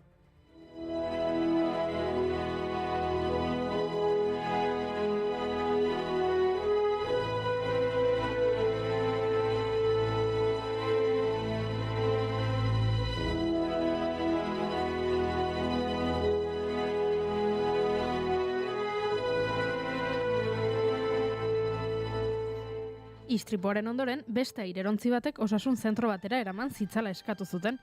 Hurrengo egunean, hegazkin horretan zaudela, lehertu egin zen hegazkina aireratu aurretik. Sugarretatik ihes egitea lortu zuen leihoetako bat hautsiz, baina oraingoan zauriak handiagoak izan ziren. Komunikabideek hiltzat jo zuten eta bere ibilbideari buruzko obituarioak argitaratu zituzten. Hemingway aste batzuk behar izan zituen sendatzeko, baina ez zituen ondorio fisiko eta psikologikoak gainditu. Urte gutxitara hiltzen Hemingway, 1961ko uztailean, bere buruaz beste egin ondoren. 61 urterekin, bere eiza eskopetarekin. Bere 3. saiakera zen urtebete baino gutxiagoan.